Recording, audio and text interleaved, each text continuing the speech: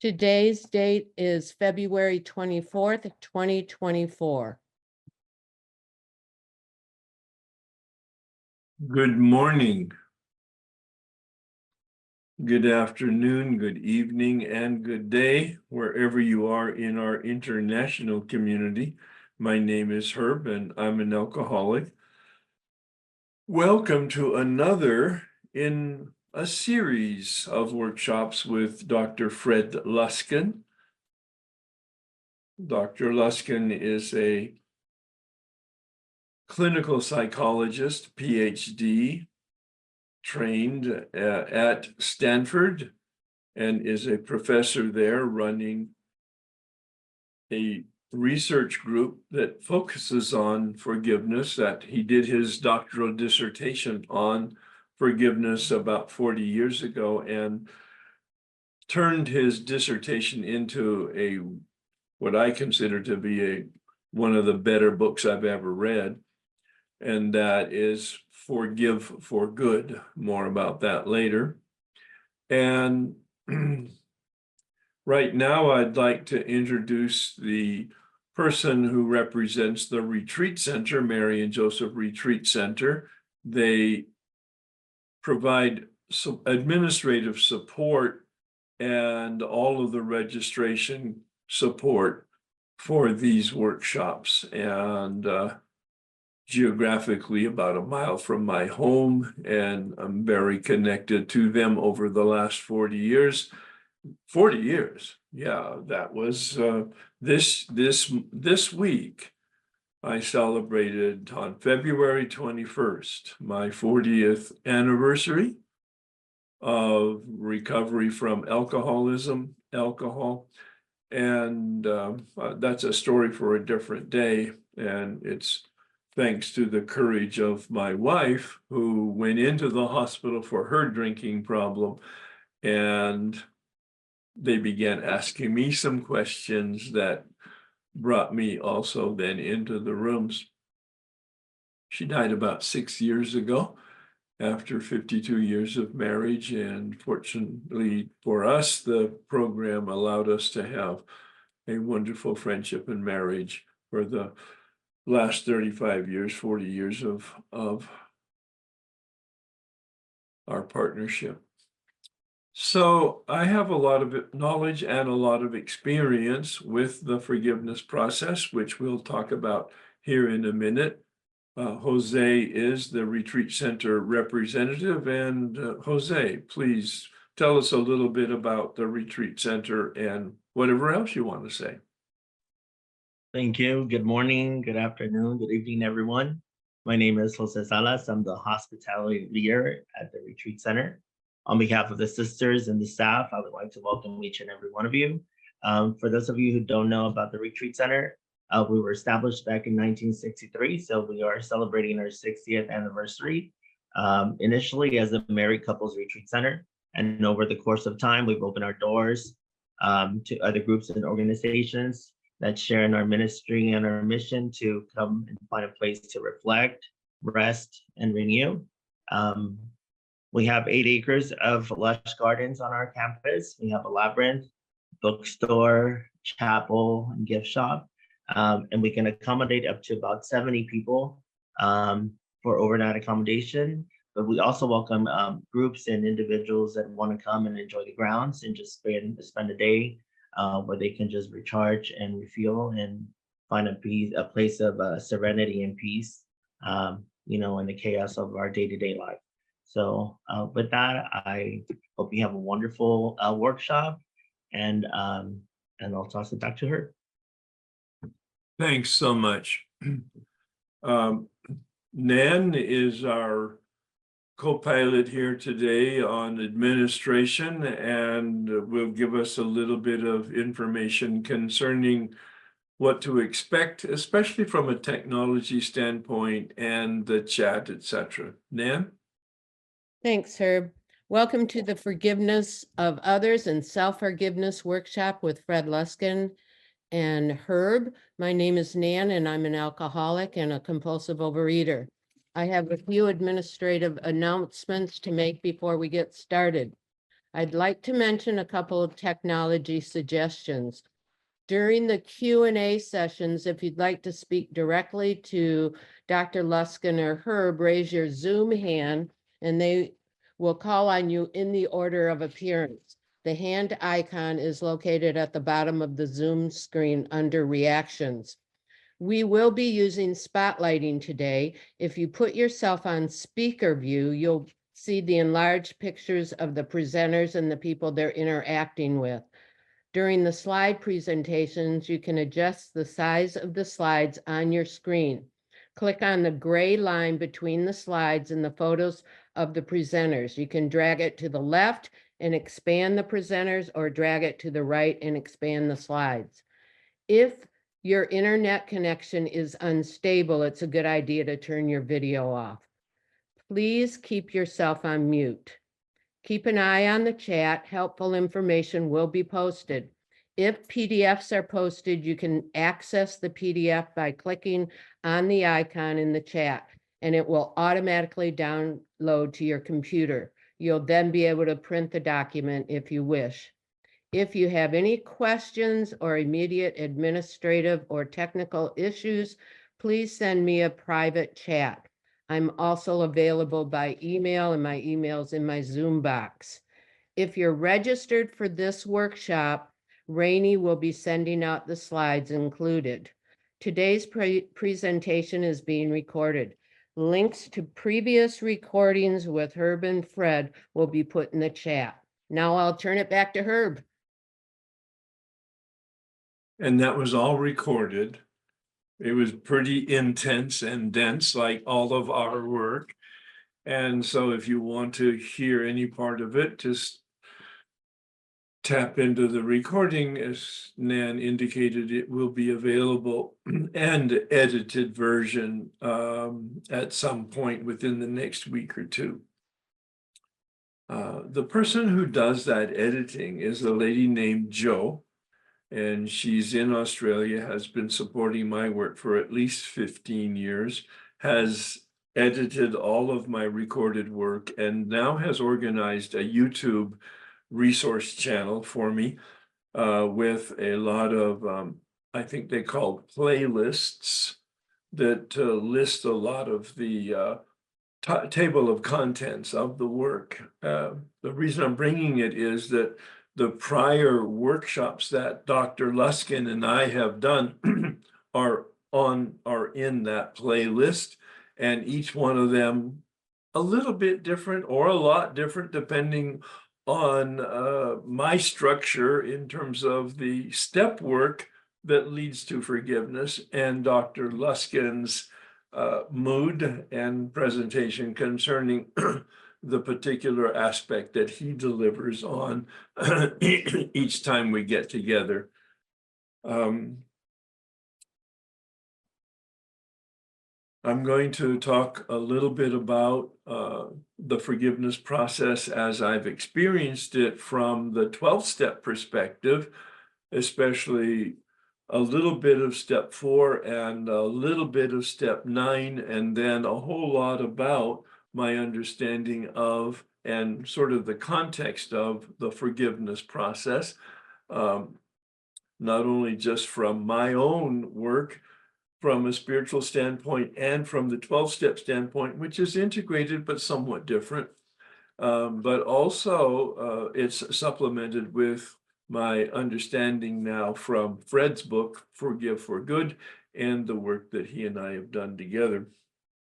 So that will prepare you for, I believe, his comments on it.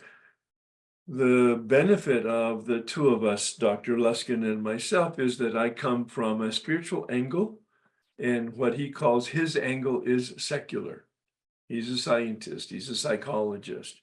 He doesn't talk about spirit, he doesn't talk about God, he doesn't talk about anything that can't be verified by science. He comes at it strictly as a scientist, which is really the benefit.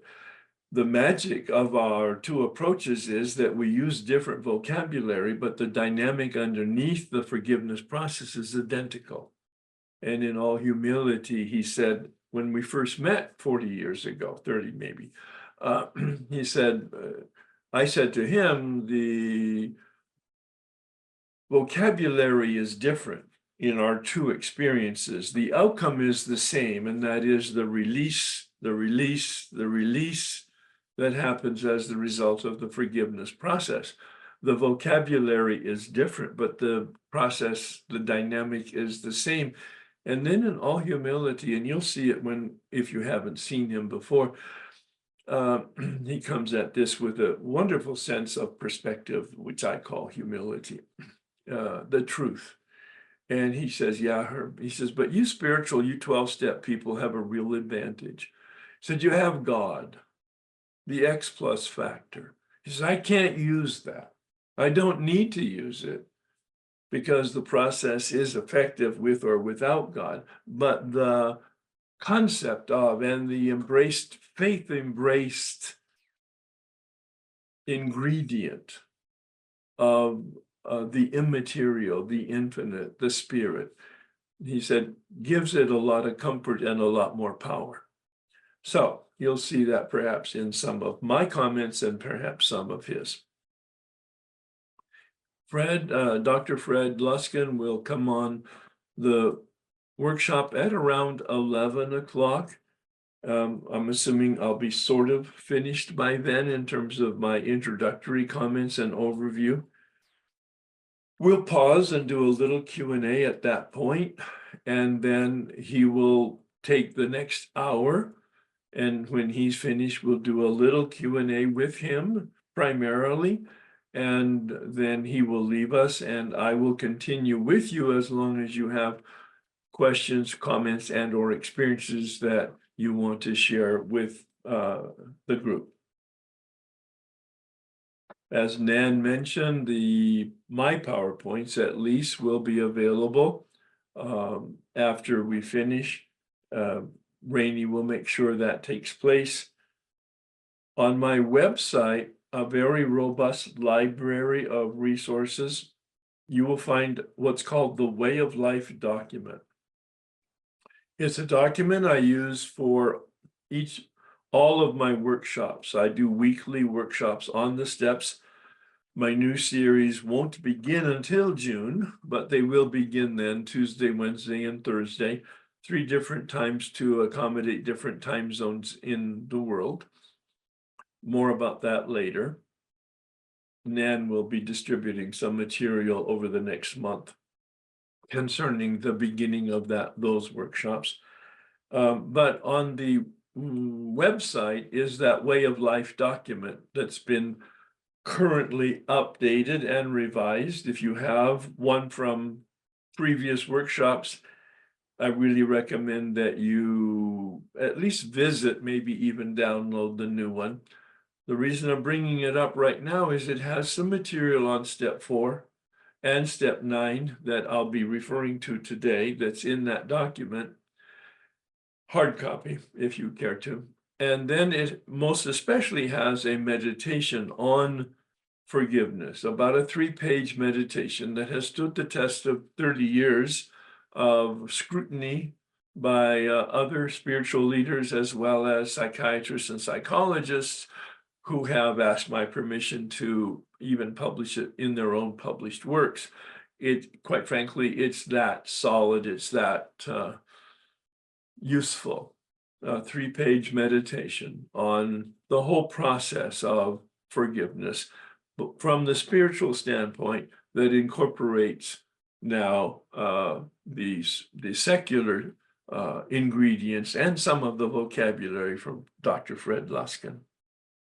I've mentioned the YouTube channel that has several solo presentations and commentaries on step 4, which is the key to unlocking the door to the forgiveness process, at least as I've experienced it, and then steps 8 and 9, which brings it across the goal line. That is the forgiveness process. And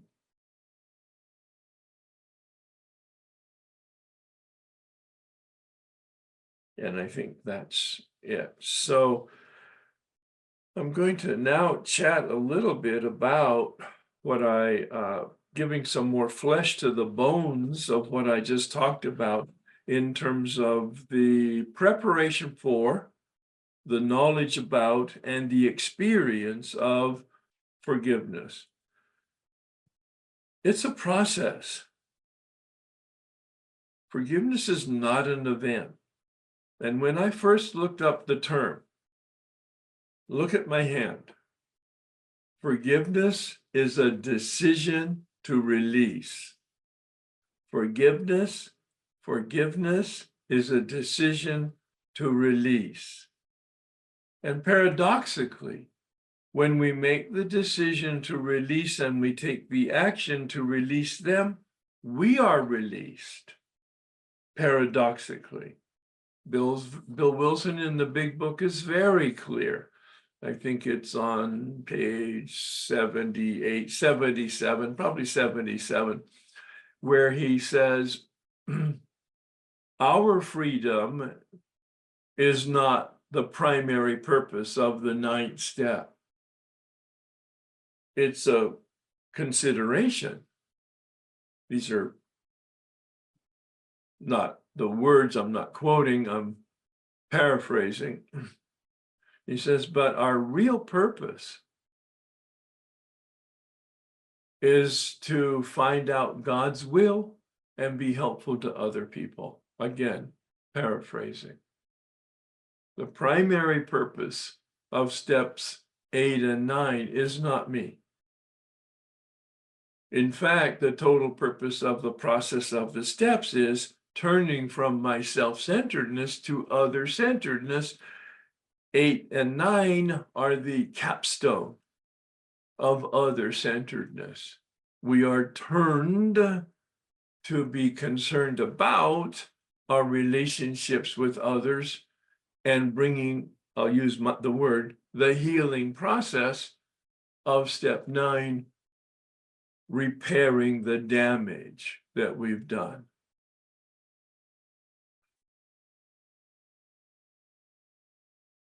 If you've seen me before, you've seen me say, the man who took me through the steps when I was 5 years sober confronted me with basically cold water in my face. And he said, Herb, you have a lot of information. Look at me now. You have a lot of information, but you have very little transformation. I was 5 years sober. I thought I was a Renaissance man. He said, you have a lot of knowledge, academic knowledge, but it's never been transmitted through your heart to your feet, and you haven't changed. He said, you believe you're a Renaissance man. He said, actually, you're a Neanderthal. You see, he was a truth teller, not to hurt my feelings and not to be arrogant and or put me down. No, he was there to tell me the truth because he knew that I suffered from not knowing that I didn't know, which has been a perennial experience of mine. It may or may not be yours. I'm kind of a slow learner that way.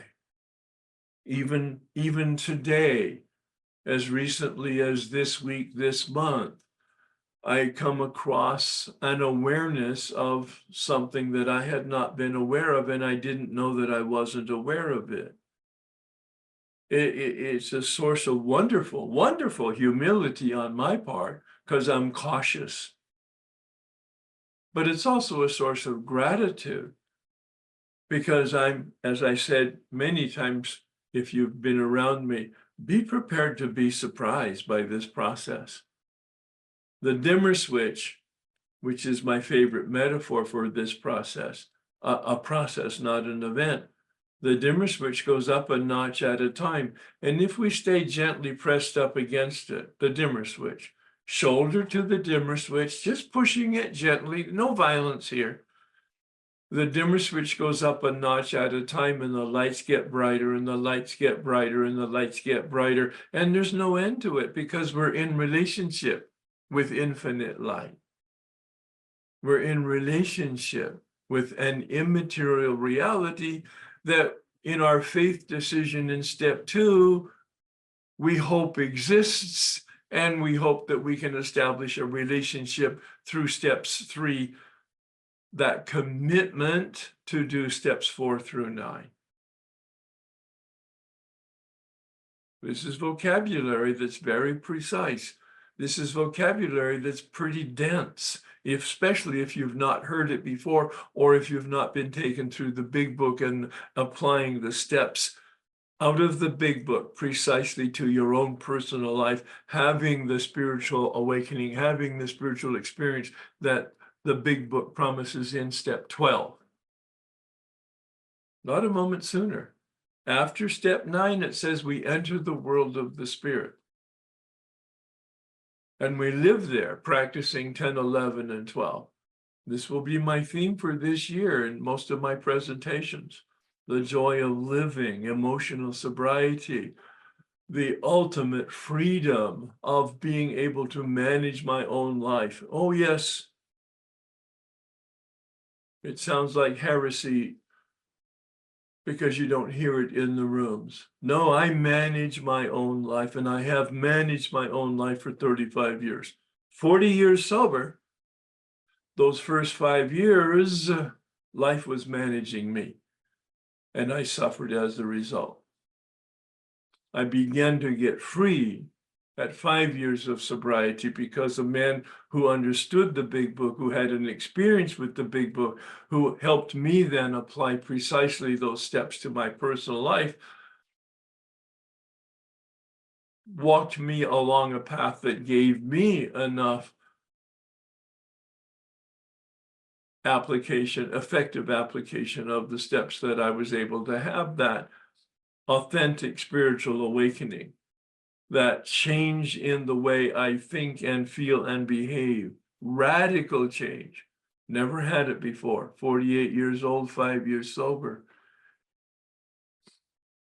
And the rest is history. The point, though, is I've had the opportunity successfully to manage my life for 35 years, progressively managing it more effectively.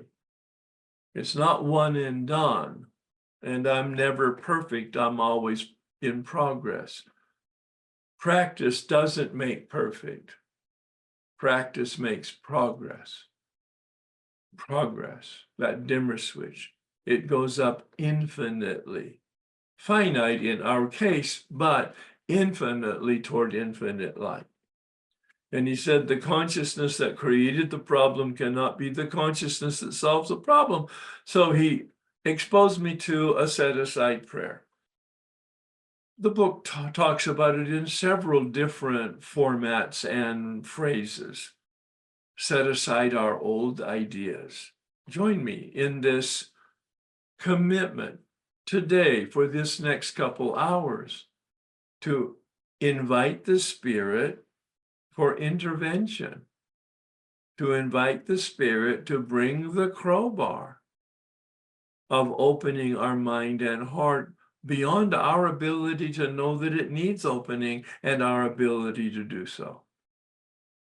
Spirit of the universe, please set aside everything that I think I know about myself, forgiveness, and my path to freedom, for an open mind and a new experience with myself, forgiveness, and my path to freedom. So ask yourself this question here. These are not trick questions. They may be questions that you've asked yourself before. But in the spirit of set-aside, be willing to have a new experience. Be willing to be delivered to new knowledge. Do I hold them responsible for my current suffering? Not a trick question. Is there any aspect of me that's a victim? I mean, today, you may have been victimized. It's terrible, it's unfortunate, it's life-changing, it's true.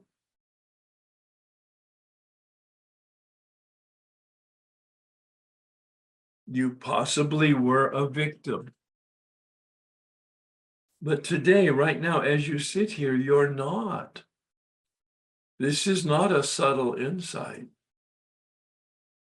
Do you continue to blame anybody, anything, any circumstance?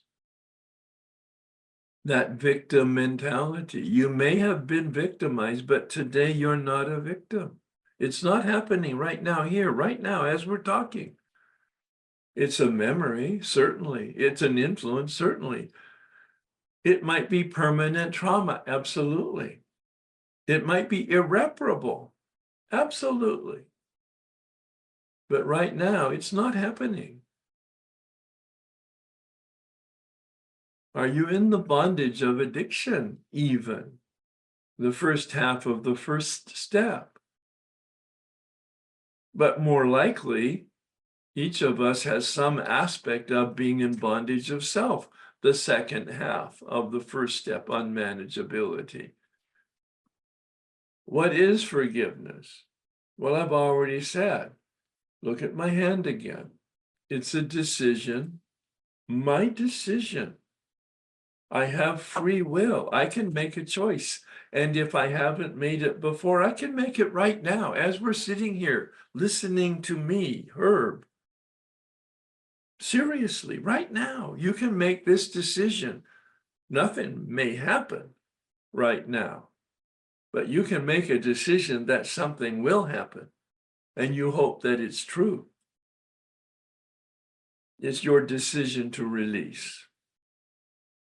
If you haven't done the steps, especially 4 and 5, this may not be familiar territory for you.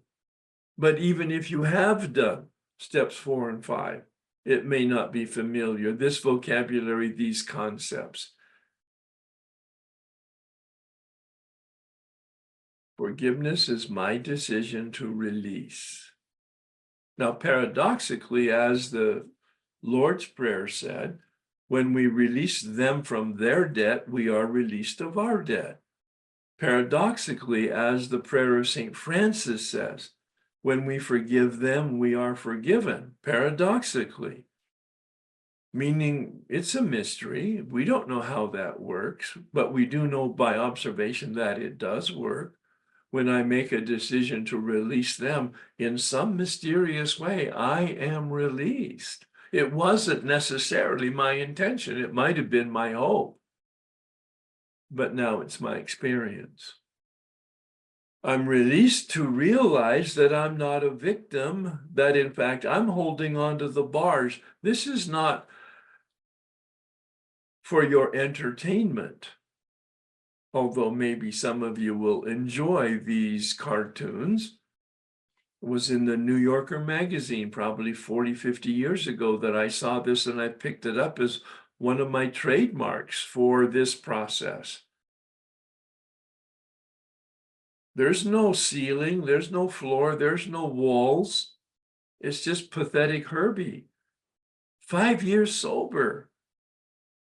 Looking through the bars that I had always looked through for the 48 years, 5 years sober, not realizing I had constructed the bars and I was holding them tight and there was nothing else holding them up.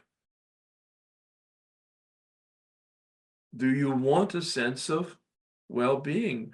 Is that even vocabulary that you're aware of? I was not aware. I didn't know that I didn't know. I didn't know that I was restless, irritable, and discontented. Words from the doctor's opinion, essentially referring to unmanageability, I believe. Well, because I had always been restless, irritable, and discontented, and since it was a state of being, the only thing I was familiar with, I wasn't familiar with any alternative until, in fact, I did the work of the big book and the step process. And I got on the other side and I was released from restless, irritable, and discontented.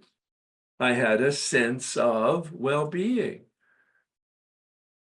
Are you free of negativity? And do you want to be? It's a decision again.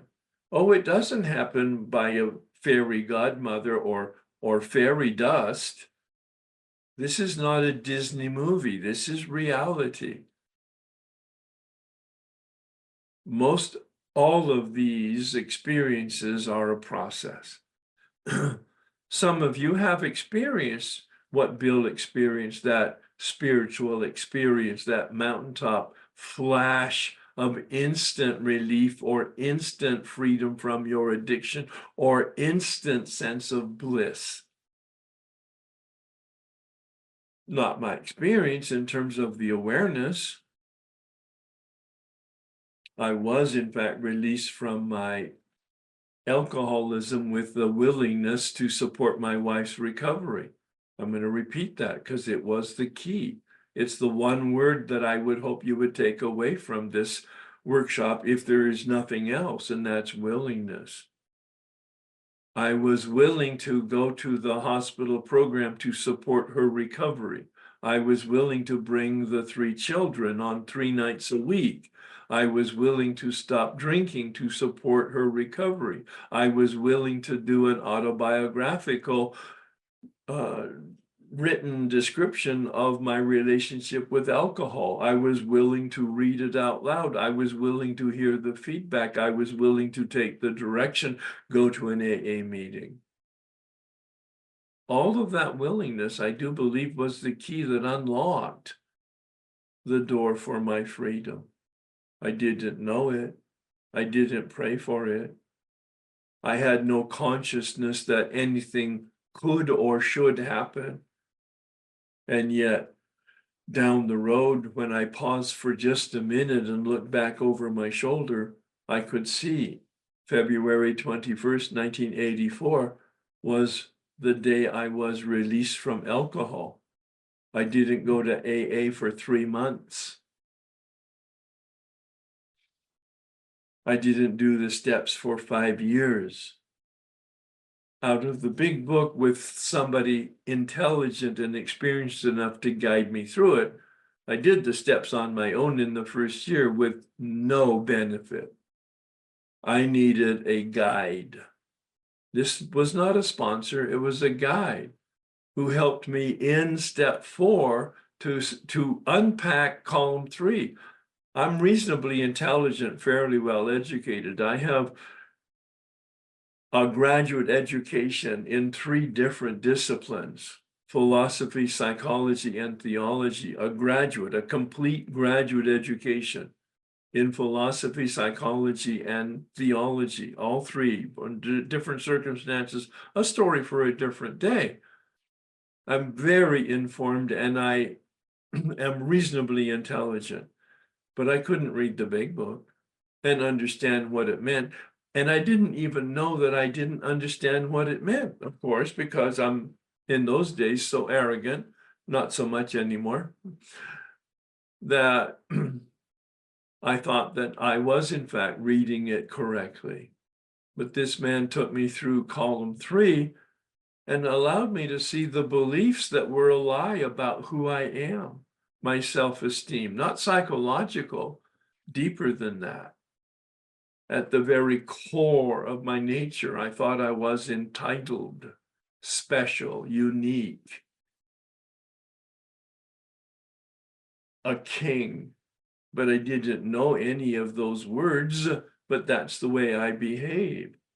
And I realized when I was given the opportunity of an effective approach to the column 3, I saw the delusion of the lie, the delusion of my beliefs. It was the lenses through which I looked that were the trouble in my life. I looked at other people as either way above me or way below me. As a result of this work, I just see them as different. It's quite a humbling experience. People are just different. Physiologically, psychologically, biologically, people are just different. They're not better than or worse than. They're just human beings with certain gifts and certain challenges. and the lie began to dissipate about life, especially the work in the last 20 years that Dr. Berger and I have done in emotional sobriety. Life just is what it is. And if you hear that and it seems silly because of its simplicity, it's deep wisdom because of its simplicity. Life is just what it is. Byron Katie, in her book, Loving What Is, says, reality is reality, but only 100% of the time. Reality is immutable. It doesn't change. Reality is universal. Reality is non-negotiable. It doesn't matter what you want or think or know or feel or need. None of that matters. Reality is grinding as we speak. And if you go against reality, it will grind you to dust. That's why I use the term, it's not in the big book in step 3, about alignment.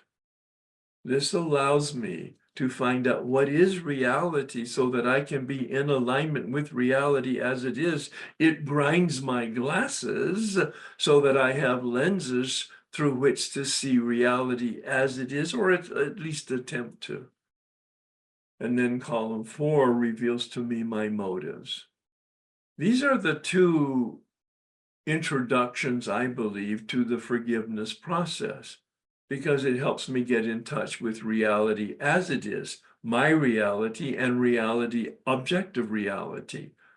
It allows me to see my motives. What am I thinking? I'm able to become conscious and aware of my thinking and the thinking process. What am I doing? Sometimes I have to look at my feet to understand what I'm thinking, to look at my feet to see my attitude, to look at my feet to see what I believe. My feet tell me who I am. My feet tell me my self-esteem. My feet tells me what my principles are. My feet tell me what my values are. My feet tell me what my motives are. Not my head, not my heart, not my feelings, not my thoughts, not my knowledge. All of that can be misinterpreted by me. But if I'm robbing banks, I'm a bank robber. So I look at my feet to see what I'm doing. My feet tell me who I am. My feet tell me what I believe, truly. What is my fear? These are on page 67, I call it column 4. The book doesn't use that terminology, but it's the final phase of the resentment inventory, a paragraph that holds these 5 questions. Where am I being dishonest with myself and others? Camouflaging, hiding. There's no white lies. There's just lies. Where am I being dishonest? Hiding. And the final outcome of column 3 and column 4 was, I saw that I was responsible. You hear it, what is my part? You hear that. It's not in the big book, those words, what is my part? What is my role? I put it in a much clearer language, I believe. What is my responsibility? I'm not responsible for their behavior. I'm not responsible for circumstances. I am responsible for my reaction to their behavior, my reaction to circumstances. I am responsible for my reaction. I am responsible for my reaction 100%. I now move from being a victim to be at least a participant and sometimes a perpetrator. I am responsible 100%. And you may not hear this in the way I hope you do, and that is as an insight that will help you. You may hear it as a confrontation or some type of denigration. I don't mean it that way. But each one of us here, as we sit here today, has the life that we created. No, no, no. 100%. Right now, here you are. You have, I have, the life that I have created. Some people call it karma. An easy explanation, because sometimes it's given lots of mysterious and shadow words. No, I don't talk that way.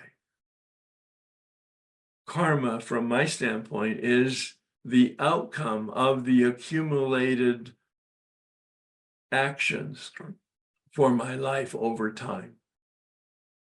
The accumulated actions and the outcomes of those actions has produced for me right now how I think and how I feel and what the circumstances are of my life. 100%. Oh, some of us have lots of unfortunate circumstances and unhealthy people that have in fact influenced us and impacted us in a way that's terrible and even sometimes criminal. It is true. We have been betrayed. We have been hurt. We have been victimized. It is true. Deal with it. I don't mean to be cold, but I do mean to be direct. Deal with it. You're not a victim today as you sit here. You need to be responsible, take responsibility for all of the impact of the victimization and brutality and betrayal of your life. This is all preparation for forgiveness. And keep in mind the motive is freedom. On the other side of this process, on the other side of step 9, is freedom. It's in the big book, by the way, in different terminology, page 84. Make a note. Don't be looking at your big book, please. Stay with us here. Page 84, it says we are placed in a position of neutrality. That first freedom that's promised is from addiction, the first half of the first step. But the real freedom is signaled in the balance of pages 84 and 85, where it says we're not cured. We have a daily reprieve. A daily reprieve from what? A daily reprieve from unmanageability. I'll be clearer than the big book is. A daily reprieve from unmanageability, AKA, I'm able to manage my life as long as I do steps 10, 11, and 12 on a daily basis. I will receive the power because the shadows are removed. The power is given, the knowledge is given, the guidance is given, the wisdom is given for me to manage my life in helping other people and living with principles. Steps 10, 11, and 12. But I'm responsible. Daily reprieve, not cured. I've done several presentations on the best kept secrets in the room, which unpacks all of that in a couple hours. And those presentations are also on my YouTube channel. Forgiveness is a process that begins with that decision.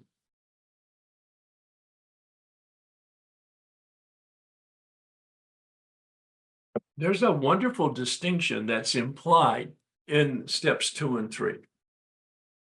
I've really focused on it in these last couple of years.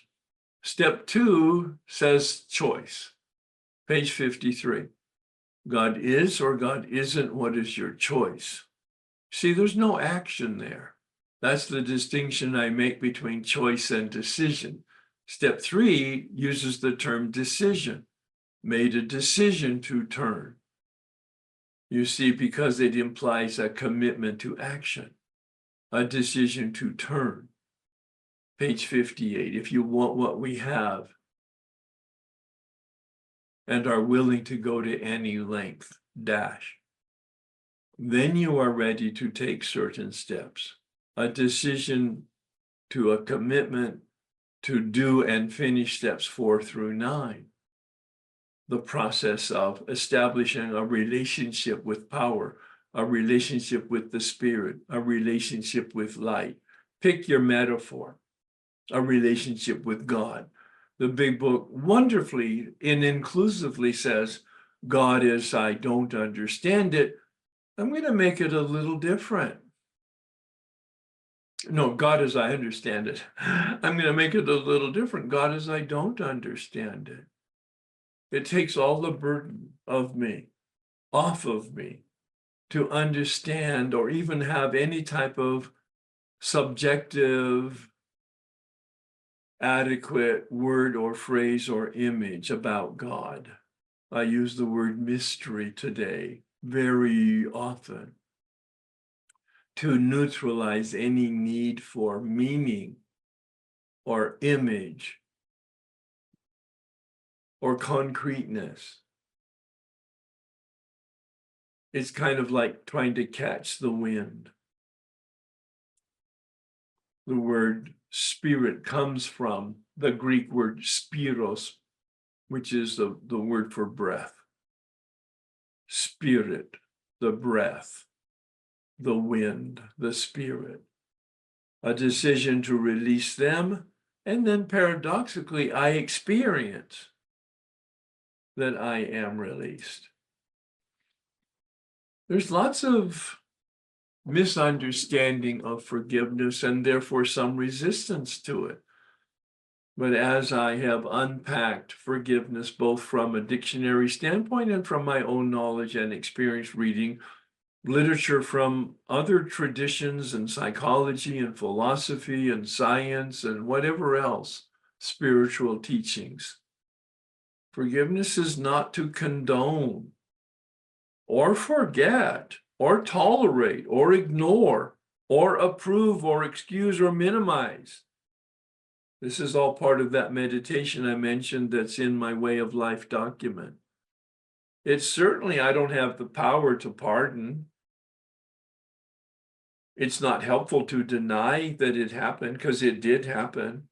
I don't have the power to absolve it, and I don't want to anyway. And I have no responsibility, please hear this, to reconcile. There may be family members that you do not want to reconcile, or friends, or some other human being, and you just don't want them in your life for a variety of reasons, and you get to choose, and you don't have to justify that to anybody. Please, you don't have to explain yourself. You don't have to justify yourself to anybody. My daughter, who is 30 years plus in Al-Anon, called me the other day when I was talking to her about balance and how to make decisions that involve other people. And I hope you can hear this. It was such a brilliant and direct and simple comment. You may have heard it. I had never heard it before. She said, Dad, no is a complete sentence.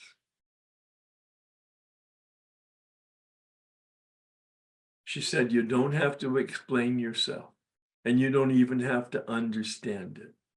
No is a complete sentence. You do not have to surrender justice. One of the men I worked with put his father in prison for 6 years, turned him over to the authorities because he had molested his granddaughters, this man's daughters. He forgave his father, but he wasn't going to leave his daughters with any misunderstanding that what Grandpa did was not all right. What Grandpa did was not all right.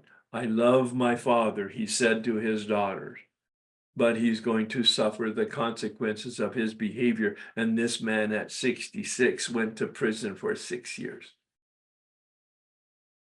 This man, the grandfather, is still connected to his son, but not allowed to come and visit the family.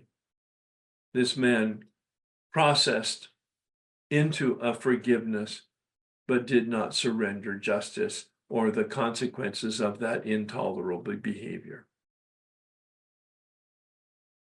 It's the decision not to retaliate or exact revenge or seek compensation or judge. This is not our role. Our role is to just release them. That's why I love the image of releasing my grip. And in partly that's about acceptance, not in the sense of it's all right, but it's what happened.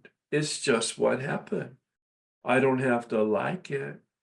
I don't have to cooperate with it. I don't have to repeat it. I don't condone it, certainly. But it is what happened, and I accept this is what happened, and now I need to deal with the fallout of it, both with me and with other people. And when I do that, I get free. Again, keep in mind what the goal here is freedom. Freedom from addiction, certainly the minimum promise, but freedom from unmanageability, the maximum promise. I'm empowered to manage my life. I'm empowered to have freedom. Part of that, the final phase of the step process, is step 8, asking myself, who did I diminish? There's lots of misunderstanding about step 8. When I ask people, I would say 98% of the time about their step 8 list, they start talking to me about what they did. Well, step 8 is not about what you did or what I did.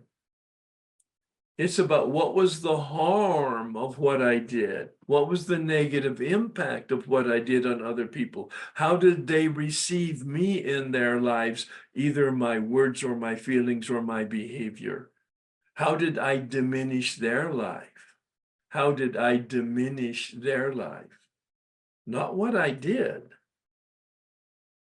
but what I did impacted their lives.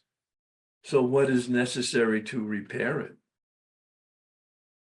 When we get that specific, and this man who took me through the steps, that was one of his key words, to be specific.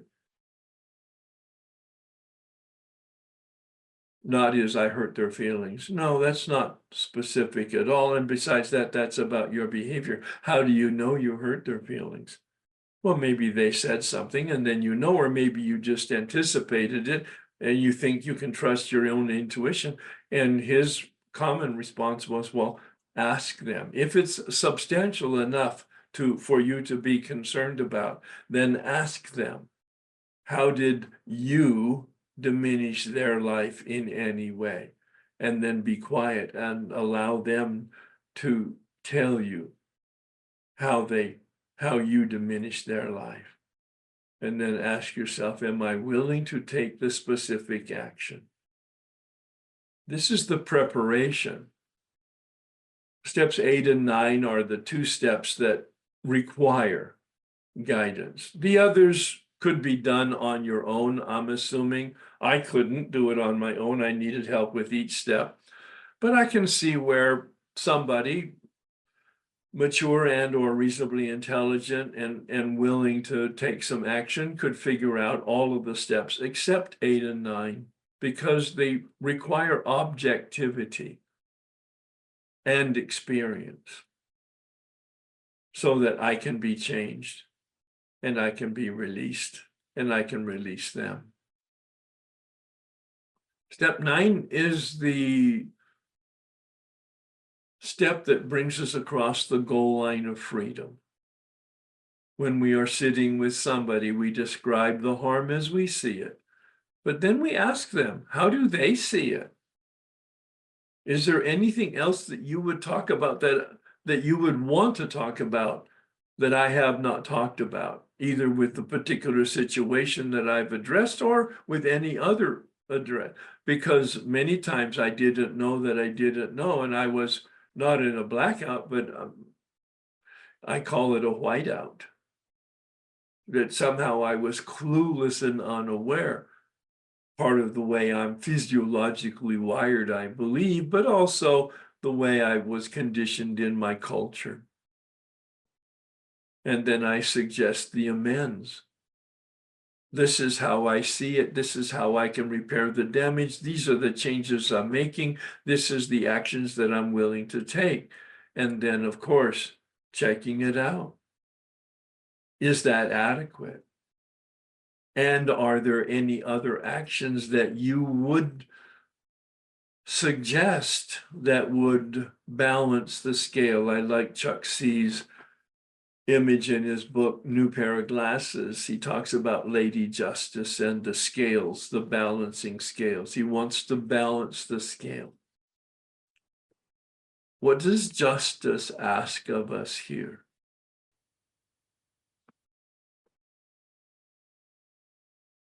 It takes some humility. It can be done on the phone. It can be done face to face. It can be done in a letter. Again, you can go to my YouTube channels and hear lots of description, mine, of my experience, as well as other people in the workshop talking about things that worked and actually things that didn't work, when we can learn from both.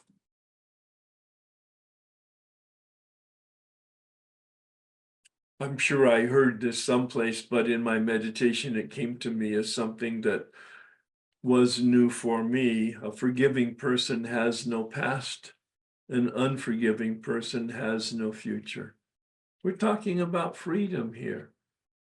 Freedom from the shadows of the past. Freedom to walk in the sunlight of the future, of the spirit.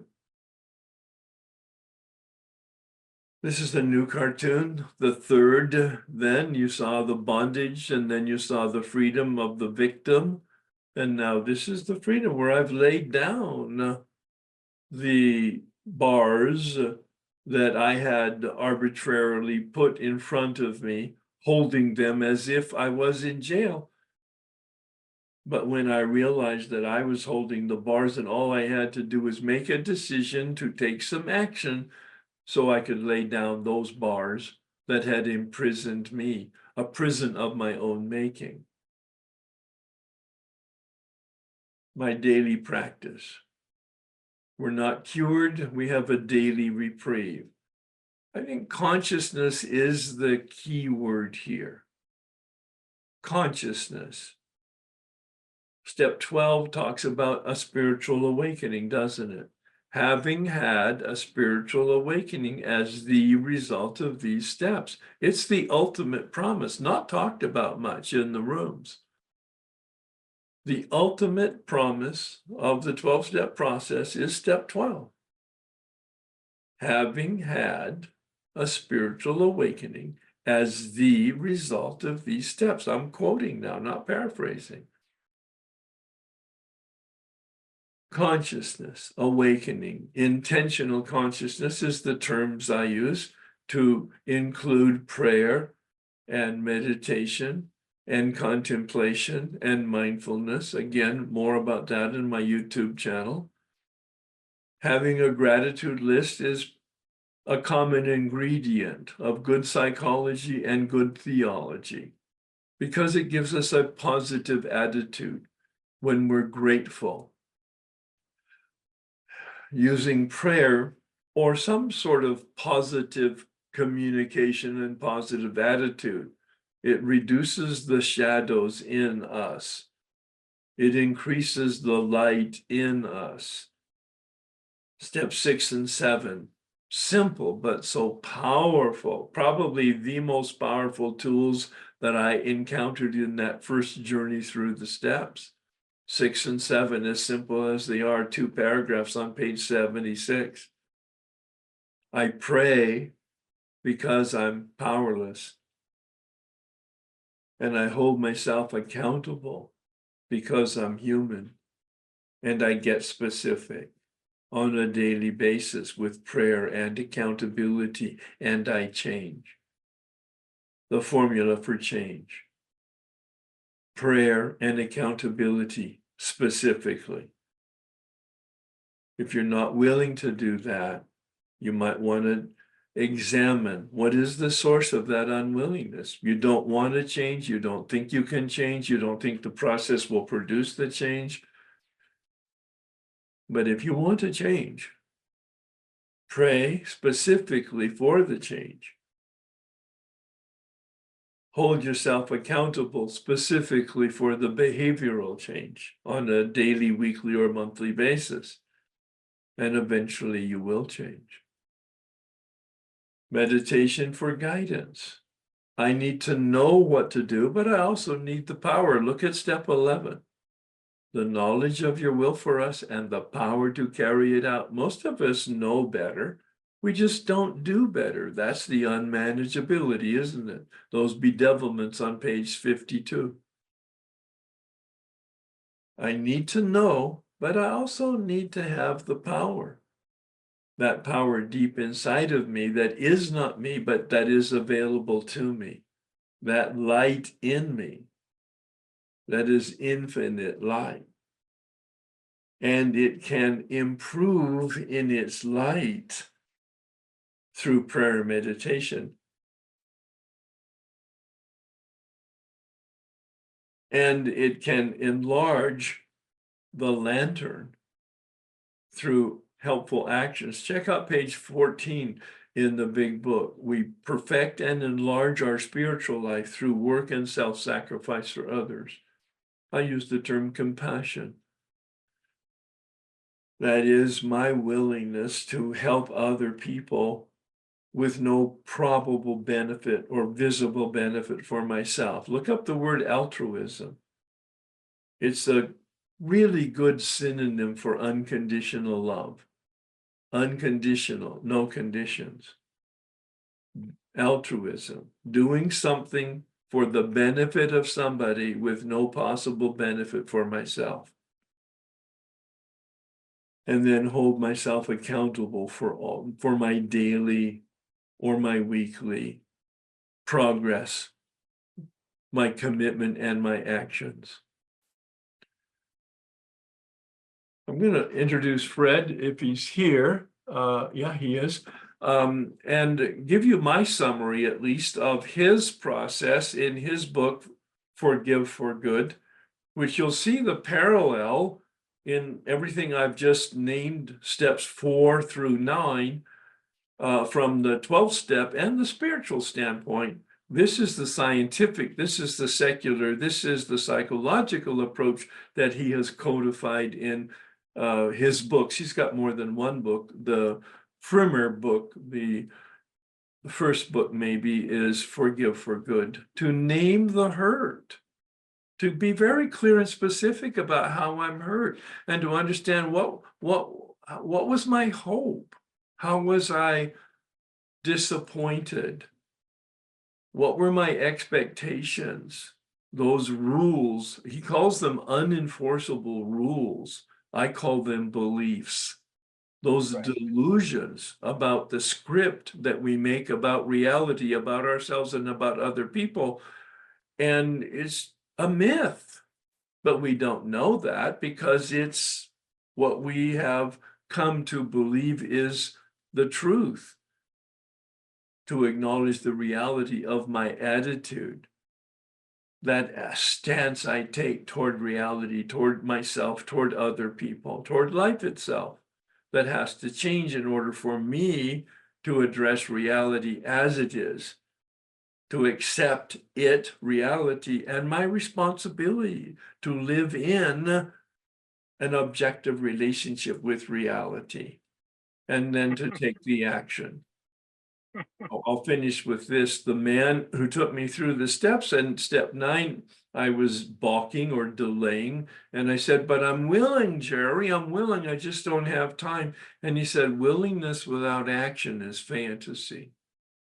I mean, not cold, just direct, not attempting to dismiss or denigrate me, but to help me wake up to the delusion that if I really am motivated to change, then I'm going to take some action. Willingness without action is fantasy. My decision to take action means that I begin and finish steps 4 through 9. Yes, I said, finish step 9. We can finish step 9 despite what's commented on in the rooms sometimes. There are creative ways and spiritual ways to be able to finish step 9. Dead people, people that you shouldn't find and people that you can't find. Yes, you can finish your amends. Go to my YouTube channel and you can hear much more specifics about all of that. Hello, Herb. I'm going to invite Dr. Fred Luskin now, if he's here. I'm here. Wonderful. Thank you very much. And I've warmed them up for you. Yeah. Hello, everybody. It is, I don't know what the word is. I like the fact that I resonate with what Herb says. There's a like a reality that you don't want to be delusional about, and that's not exactly what he says, but I know we share a firm belief that part of our job as human beings is to make peace with the way it is. And as a psychologist, much of my training was in like cognitive approaches to psychology, and the cognitive approaches to psychology are all about the ways we in our minds fantasize about things that don't exist, and then make believe that our fantasies should become reality. And then when the world doesn't agree to allow our fantasies to become reality, we don't forgive it. And that's the whole issue in a nutshell. And I wish it wasn't that simple. And I wish it wasn't, not simple, easy, not easy, obvious, that this is a world of incredible beauty and incredible ugliness, a world of incredible kindness and incredible selfishness. And so it's this multiplicity of everything. The diversity in this world is shocking, that there's flavors and shapes and sizes and of everything through every dimension. And so we decide that we only want to experience certain parts of this enormity. So we choose a partner, and we decide that we don't want to experience betrayal, even though that's a normal aspect of this human life. We just don't want it. So we fantasize that because we don't want it, it won't happen. Or we fantasize that we can say to our partner, you can't cheat on me.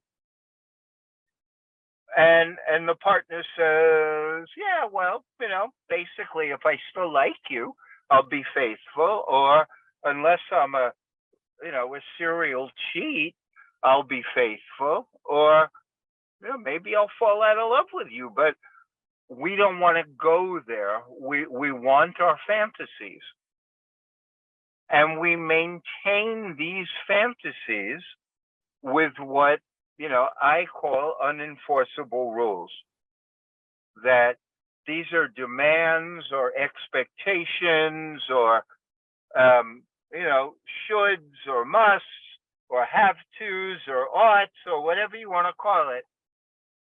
They're saying to life, I'm only going to be okay with you, life, if you give me what I want. And if you don't give me what I want, then because I have this rule and you've broken the rule, then I'm going to give myself full permission to be pissy as hell. And that's the deal we make within our own heads, that things have to be the way I want them to be, or it's okay for me to become pissy or filled with self-pity. And the sad piece is it's only partly because of the experience. So if you and I connected with a partner and we had a more realistic appraisal of fidelity, we might say something along the lines of, well, we'll do our best. And that since I have more control over me, I'll do everything I can to be faithful. And since I have less control over you, I'll do everything I can to make you want to be faithful to me, not treat you badly. And we don't say that. We don't look at it realistically. We don't behave in a way that makes it ridiculous for them to cheat on us, because why would they give up something great? But we create a rule, and the rule is you shouldn't cheat, or you shouldn't lie, or if we live with someone who abuses substances, you shouldn't abuse substances. These are wonderful rules, except we don't control them. And we can spend our whole lives continuing to fight a rule that was broken that we never had any control over. So if somebody lies to you, and I'm not advocating lying, I'm just reminding everybody how common it is and how each of us has lied at times in our lives. So we have a rule, you shouldn't lie to me. And that's perfectly good rule, except people don't have to follow the rule. Like, they can decide that lying suits my needs now more than your approval of me, or lying gets me out of a consequence, or lying is better for me than acknowledging how badly I've behaved. Like, there's all sorts of reasons why people may choose to lie, none of which are under our control. But we have this rule, this unenforceable rule of you shouldn't lie, you shouldn't drink, you shouldn't come home late, you shouldn't act unkind. The behaviors may be good to not want, but once we make it an absolute that they have to do it or they should do it, like it's a moral imperative, then we run the risk of going ballistic when they break our rules. And what we came to understand is generally a sense of, wow, I finally get it. Nothing in this world has to do exactly what I want. Nothing. I can't even do everything exactly the way I want. I'm a mixed up mess at times. So is everybody else. But what happens is we end up forgiving the absolute nature of our rule. We change our rule to one that allows the behavior. So if we say, well, nobody can have an affair when they're with me, we're setting ourselves up for trouble. If we say, I don't want somebody to have an affair, therefore I'm going to behave as well as I can, and then we can use that remarkable statement of, I did my best, now forgive the rest, which is a wonderful kind of cheesy statement. But if we change the rule, sometimes after hitting our head against the wall, for decades. Well, my parents treated me the way they treated me. I don't know if they did the best they could, but they did what they chose with who they were at the time. That's all that anybody ever can do. So if I spend 20 years thinking I had the wrong parents, or spend 20 years thinking people should love me the way I want them to do, or thinking for 20 years that parents should never hit their kids, then I'm arguing pointlessly for 20 years. Because the reality is, it already didn't happen the way I want. And that's the fascinating thing about all this. We're fighting what actually happened. And sometimes, like when I work with people, you can make them laugh a little at themselves. So you're saying when you were 9, your parents should have treated you better, right? And they say, yeah, they should have. And I said, okay, well, that might make sense saying it when you're 9, but when you're 39, what good does it do you to argue with 1994? And they look at me, but my parents should have behaved differently.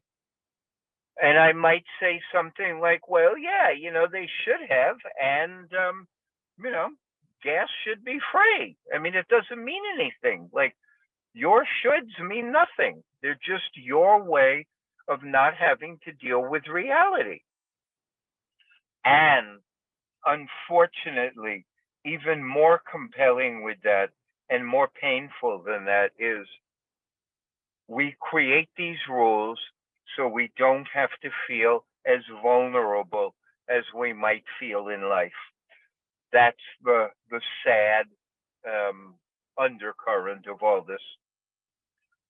Like, it's very hard, all of us, to recognize how powerless we are.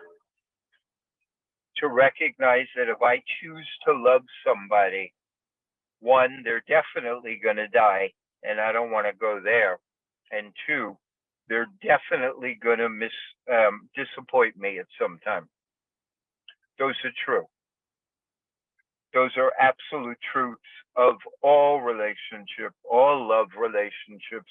They will end and they will have disappointment. So a more realistic approach would be to be willing to some degree to say, this is what I signed up for. But instead of doing that, because that feels shaky and vulnerable, we tell them, don't do these things. You can't do these things. It's not fair to me if you do these things. And then we create a mental state of unbelievable stress because we're fighting what is. And when you're fighting what is, there's a lot of stress. A lot of stress. Now, to say that when your partner cheats on you or walks out on you, that 40 seconds later you're going to say, well, this is what I signed up for. That's not the way this works. What happens is, no matter how mentally adept you are, when a complete disruption like that comes, your mind is mixed up and it is suffering like crazy. And you will be destabilized and you will have all sorts of emotional turmoil, and that's appropriate. And that's called grief. And grief is necessary. The substitution for forgiveness is you want to substitute grief for grievance. That's the crucial point that I will make in my hour here, is you substitute grief for grievance. You be willing to feel the pain of loss and change and disappointment rather than arguing with it endlessly, which is a grievance. but it starts with grief and it starts with suffering, and there's no way around that. This is simply the way we're wired. Our brains and our nervous systems get used to predictability. We get used to the partner at home. We get used to the job. We get used to the sun rising in the same place. We get used to our neighborhoods. We get used to our habits. And when things change them in any way, in particular with unexpected loss or change, we are thrown for a loop. And so one of the kindnesses that we can show ourselves is to be accepting of the short-term disruption when these things happen. The downside of this is there's research that shows that if 6 months after a real loss, such as a partner's cheating or the loss of a spouse, if the predominant experience is still anger, that shows a poor outcome. Like, anger has to be a part of grief, but it has to be a passing part of grief. If it's not part of grief at all, then grief is incomplete. But if after 6 months the primary experience is anger, that's the worst predictor of a long-term bad outcome, because what that's saying is we are doubling down on our unenforceable rules and saying it's wrong, wrong, wrong, wrong, wrong, wrong, wrong. Reality was wrong.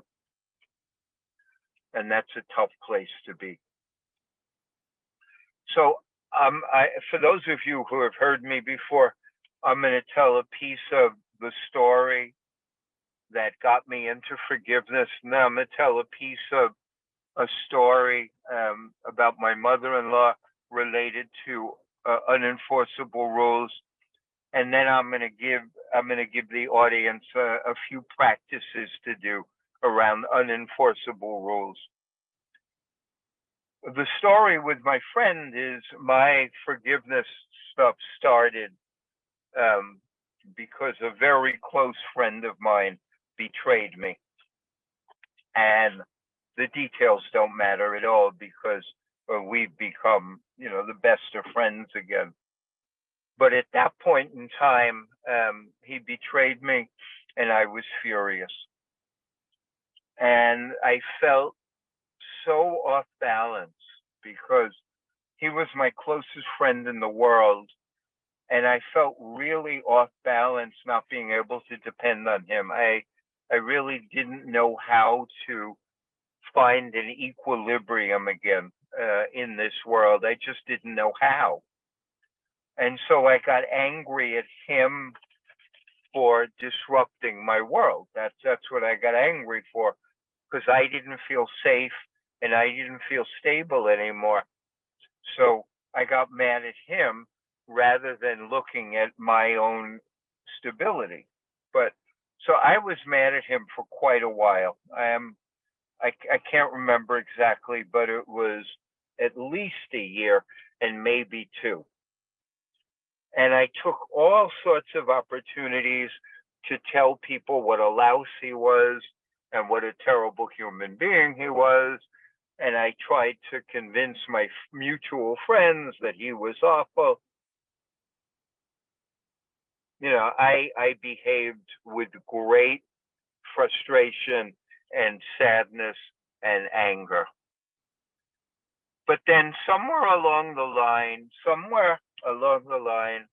this thought popped into my head, and it wasn't full forgiveness, but it was one of the pathways.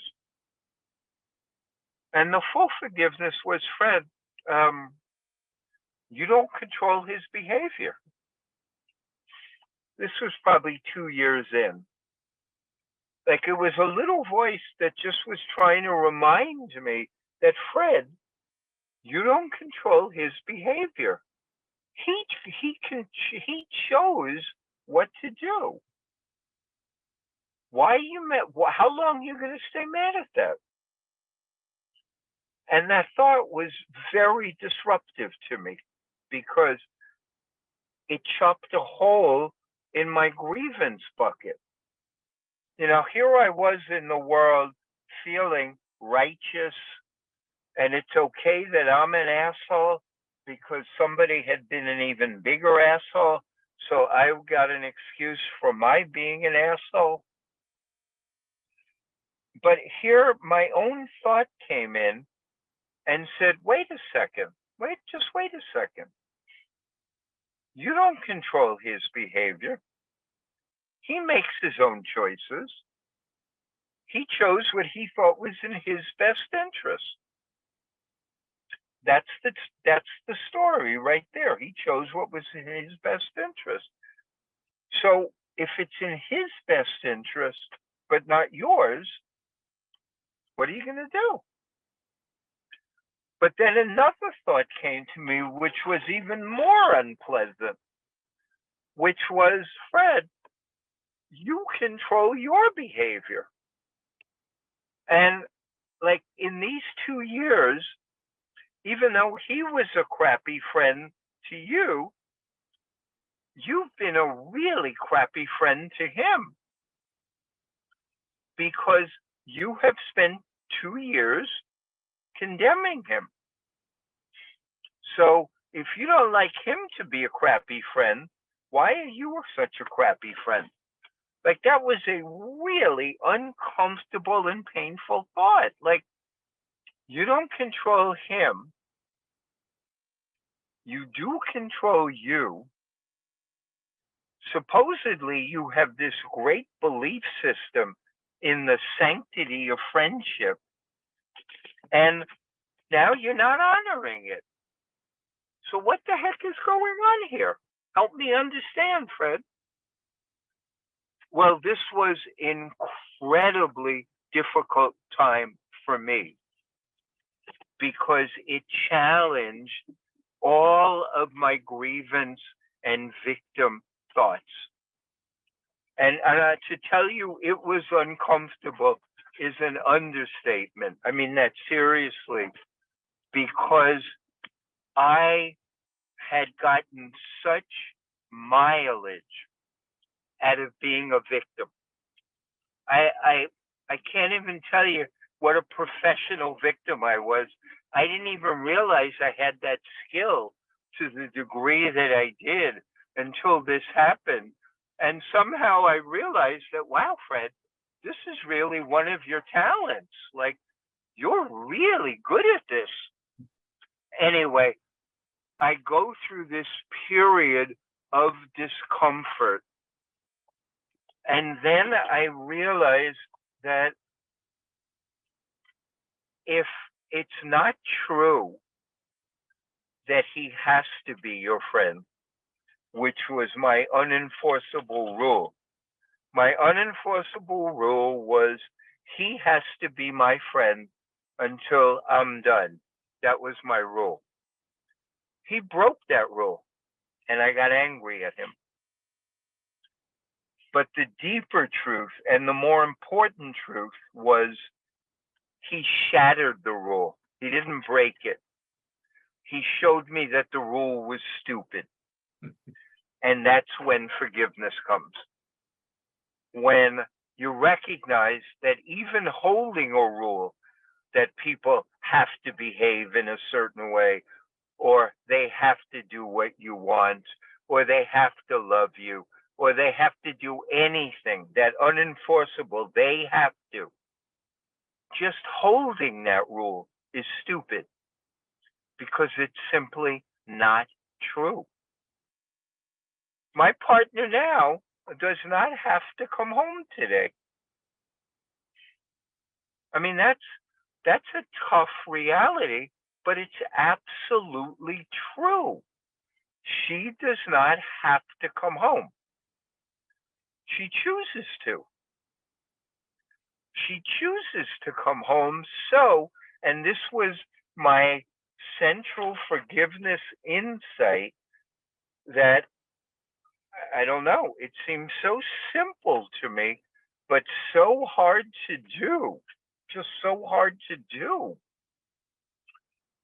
Since people don't have to do what I want, like, my parents didn't have to take care of me, and my teachers didn't have to teach. I mean, they chose to.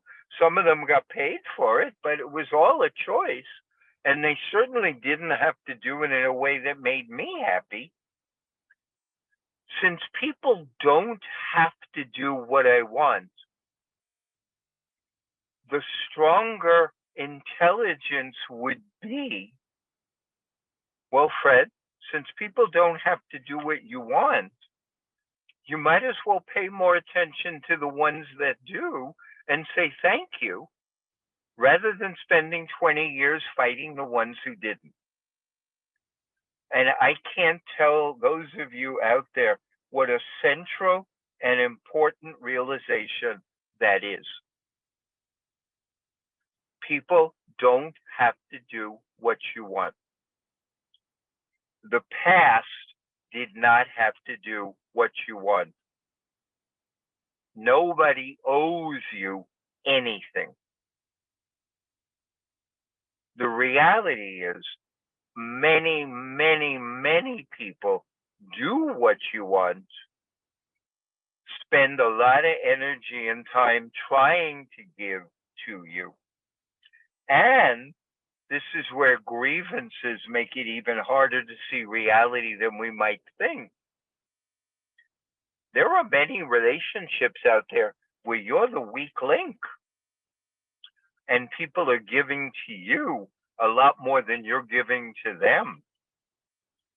And so these unenforceable rules make it almost impossible for us to find reality.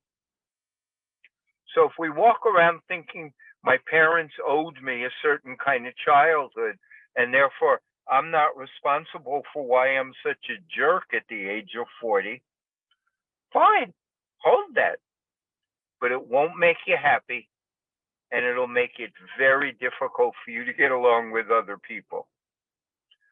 If you can downshift that rule to, I wish my parents had been better parents,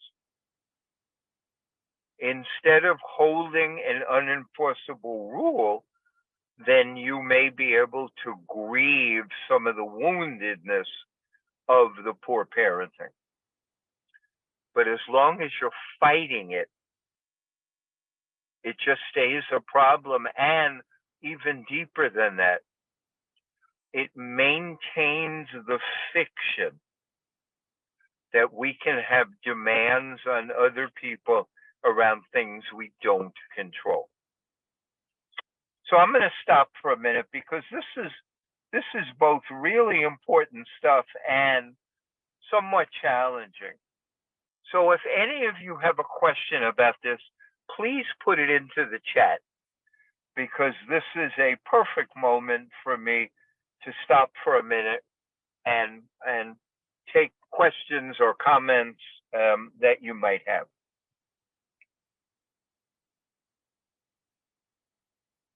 And Nan, I'm assuming the chat is open and available for that.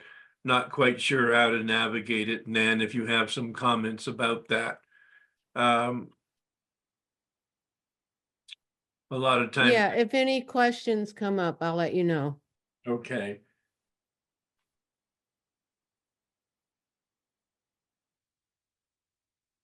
You're also welcome to raise your hand. If do they have the ability to raise their hand to ask a question?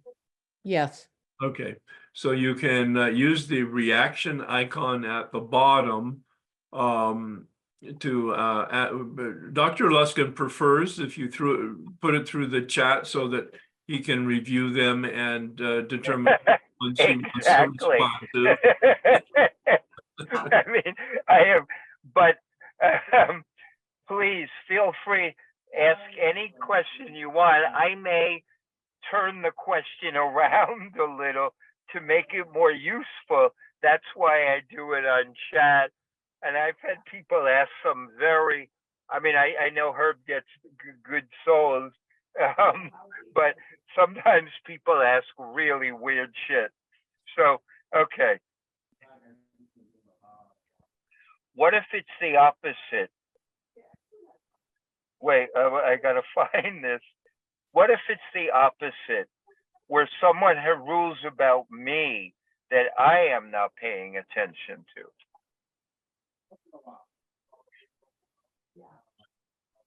Well, that's a really good question. And it's complex, of course, because if you know that they have rules or expectations and you know you're breaking them, then you also have to know you're taking an interpersonal risk,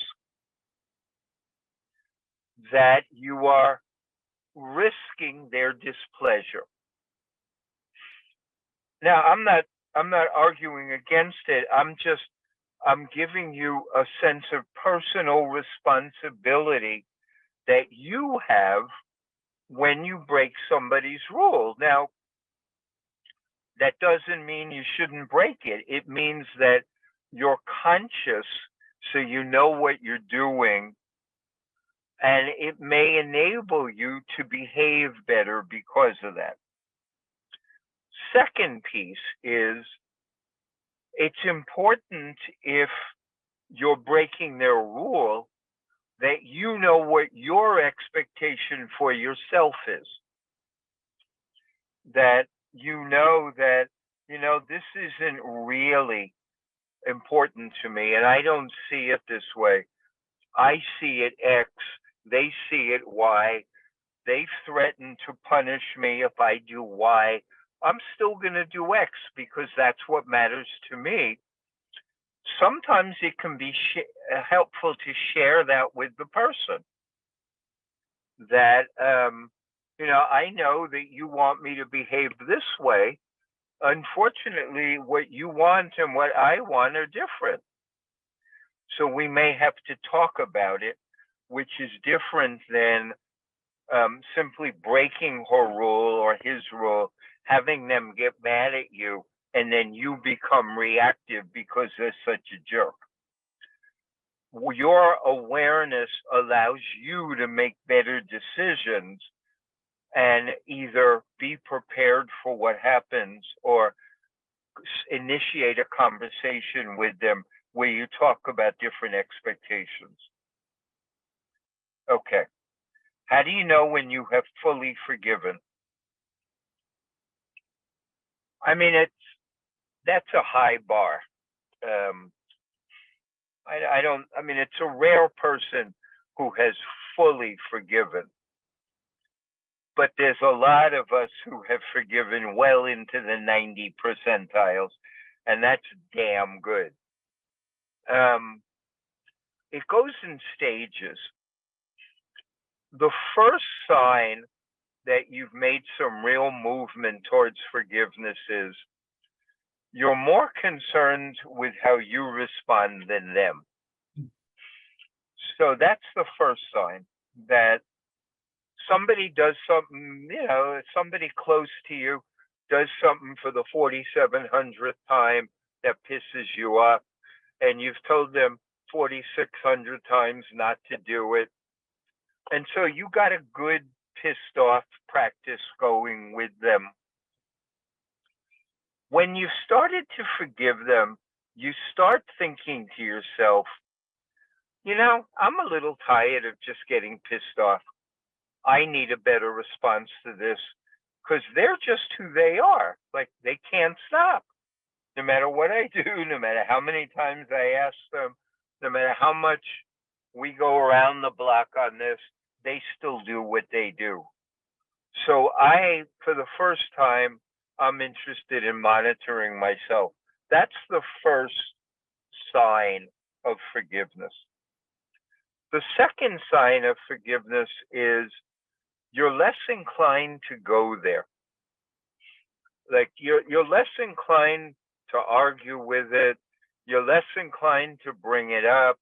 You stop yourself from complaining about it. Like, you haven't fully opened your heart back up, but you don't need this aggravation. The third sign, and the real sign of progress, is when you talk about the experience, it's without agitation and resentment. It's like you can discuss it like a normal human being. And that's the big sign. That's the big transition when you're free, is I can just talk about it. It's like I don't have to demonize them. I don't have to make a big deal out of it. I don't have to talk about how tough my life is or what a victim I've been. I don't have to bring out all the drama. I can just say, my parents and I, we didn't get along as kids. And my mother was drunk a lot and it sucked. And that's it.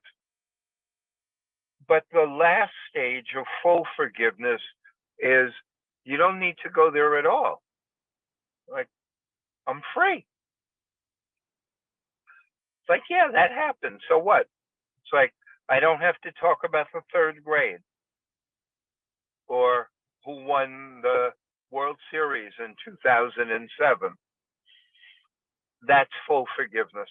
When you went from agitation, upsetness, a problem to, it's just a data point in my life. It was once a big drama. But those last two, those are the full forgiveness. Okay. Expand on grief versus grievances. Grief is the suffering, the mourning, the experience of loss.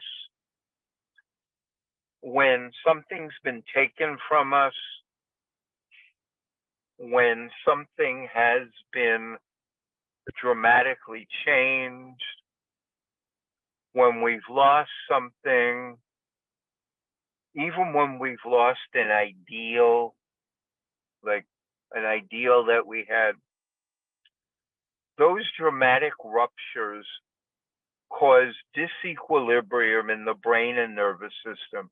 And we experience it as chaos and often like deep pain from having something important ripped away. Elizabeth Kubler-Ross has pointed out that it goes through stages, some up and down with sadness and anger and bargaining and depression and acceptance. And they come and go, Some moments you're at acceptance, some moments you have a knife in your hand, it's like up and down and sideways.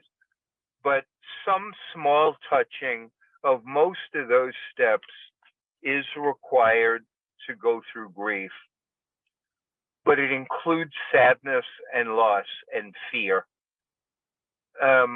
Grievance is a focus on what's wrong, who's responsible for what's wrong, and an over-identification on the problem with no real opening to having a transition to something else. So you're in a grievance when, you're pissed at something or you're full of self-pity and somebody gives you advice that will cause you to change, and you don't accept it because in your mind you say, they just don't understand how bad it is, or they don't understand the asshole that I married, or they don't understand what terrible predators my parents were. That's a grievance. That doesn't want to grow. The purpose of the grievance is to keep an enemy going somewhere and to keep yourself not responsible for your emotional disruption. So that would be my answer on grief versus grievances. Seems I have a new job. I've been working to get over X, Y, and Z. Now my job is getting over myself. Have laughed and cried through this. Thank you. Boy, is that the truth. And please understand, and I've dealt with so many people and myself, you have to grieve first.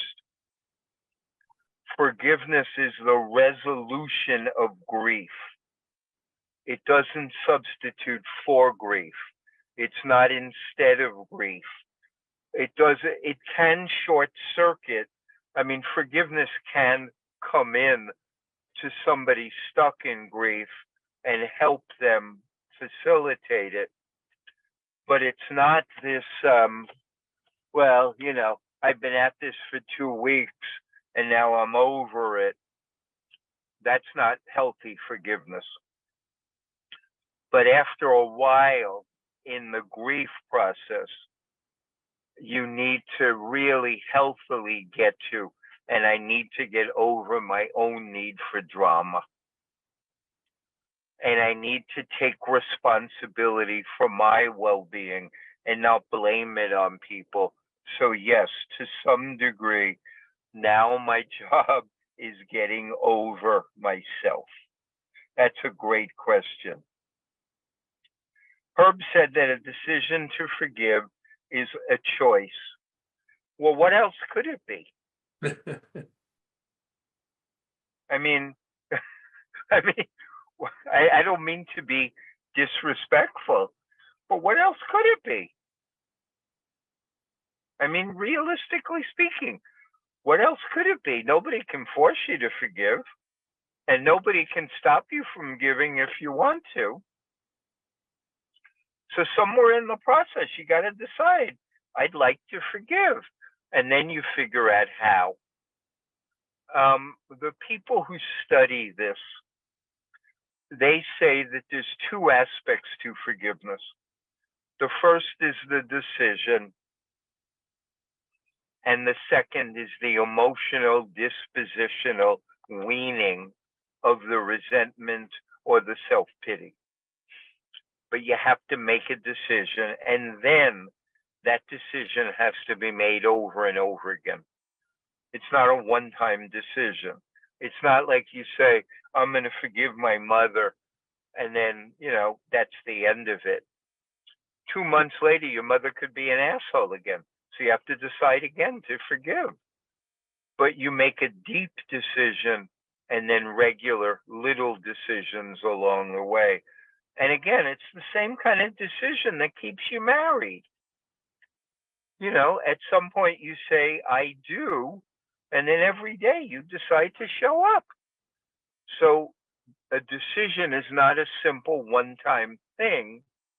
A decision is a deep commitment to something, a choice. When to draw the line in continuing a friendship after multiple betrayals. Forgiveness, yes, but how to know when to stop investing time and energy into a non-reciprocal friendship. You know, we used to say when people would give us a variant of this question, forgiveness is not the same as getting a lobotomy. Like, you have to think. So if you look at forgiveness as a decision to forgive and an emotional commitment to be at peace so that you're not all agitated, and forgiveness leads you to that, there's nothing in that that says you have to trust that human being again. What that being at peace suggests is you can make decisions without prejudice. But you still have to make decisions. So if a friend betrayed you and you forgave them and said, hey, you know, they're worth another shot, and then they betray you again, you need to start repositioning this friend as how you hold them. That this is a person that I can't trust to do certain things. So I can forgive them, but my model of relationship with them has to evolve. And that's the crucial piece. With multiple betrayals, your model of the relationship has to evolve. It doesn't mean you never talk to them, but the forgiveness cleanses your heart and mind of bitterness and self-pity. But you still need a thinking brain to decide, well, what's the best course of action with somebody that I can trust to disappoint me. So forgiveness is important, but it's not the only piece of importance. You still have to guide your ship. So this is the same question. When to draw the line? Okay. The change of attitude and understanding required to shift from blaming others to taking responsibility for yourselves seems challenging at best. How do you begin the process? I mean, the first question to ask is, what's true? Is somebody's bad actions the direct cause of my upset? That would be the first question. Like, are their actions the strongest cause of my upset? So let's give you an example of that friend. If the friend betrays you once and you had a somewhat realistic expectation that they weren't going to betray you, but then they show you differently, on the second betrayal, if you get upset, that's much more on you than on them. You know, that, well, wait, I'm not seeing things clearly. And by the third upset, it's entirely on you. So that's one dimension. So if somebody, I mean, if we're talking about substance abuse and you're with somebody who abuses substances and you don't expect them to abuse substances, then you are entirely responsible for your upset. Not entirely. Their behavior is still bad. Let's say 75-25. But if you're in a situation with a friend and you have one of those absolute unenforceable rules that says friends under no circumstances should ever betray me, that rule itself is ridiculous. And so that rule caused you to be upset, not just the friend's betrayal. If you had a more realistic rule, which is, I don't ever want a friend to betray me, but I know sometimes it might happen, then you're not going to be quite as horrified and hysterical when it happens, because your mental schema will be more realistic, and or you will get back to realism more quickly. So there are two answers to your questions. One is, start looking at your rules more carefully. Start looking at what are you saying to yourself in your head that is making a bad situation worse, or creating a bad situation where I know reality, but I'm arguing it with my rule. That's one. And two is calm yourself down. Calm yourself down. That's so that you can get some peace inside of yourself without having to be so upset all the time. Those are the two strategies we use in our process. Examine your unenforceable rules and quiet yourself down. Okay, maybe I'll take one or two more questions. Have you observed that this process of forgiveness also speaks to the body and helps mitigate the effects of PTSD? With PTSD, it depends upon how serious the PTSD is. If the trauma was such that it really altered the way your brain functions, and so it's almost impossible to process information without arousal, you probably need direct help for the PTSD. If it's more garden variety PTSD, and our definition of trauma has expanded so much now, if it's more garden variety and not something of grave threat to life and limb, or such a horrible experience, then yes, these strategies work really well to reduce arousal and help you deal with situations, including ones where there's some degree of PTSD. Thank you so much. The talk was enlightening. I hope I have forgiven my mother, but my mother has not forgiven with me. Ouch. The bottom line question is important. Can I achieve peace under circumstances where my mother will not forgive me and does not want any contact with me, and thus contact with my father who has cancer? The answer is yes, you can make peace with that by feeling incredible pity for your mother's closed-hearted small-mindedness. Instead of you reacting just with arousal and upset, you can open your heart in compassion to the incredible suffering this woman causes, and what a Grinch heart she has to live like that.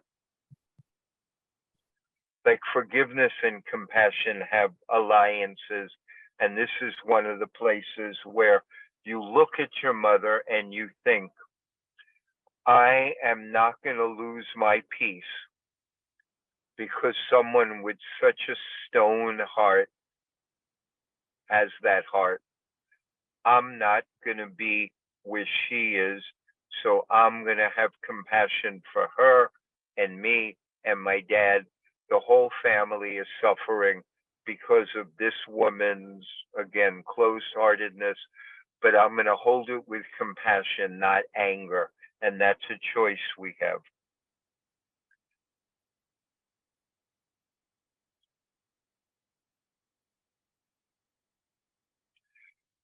If I were asked to do a word association exercise with the word forgiveness, the first word that would come to my mind is release. That's great. This is my intellectual learned answer from Herb and Dr. Luskin. When I sit with it, there are many words that come much more easily, such as weak, pushover, I lost, they won't, ouch. I think my consciousness confuses forgiveness with leaving myself open to happen again.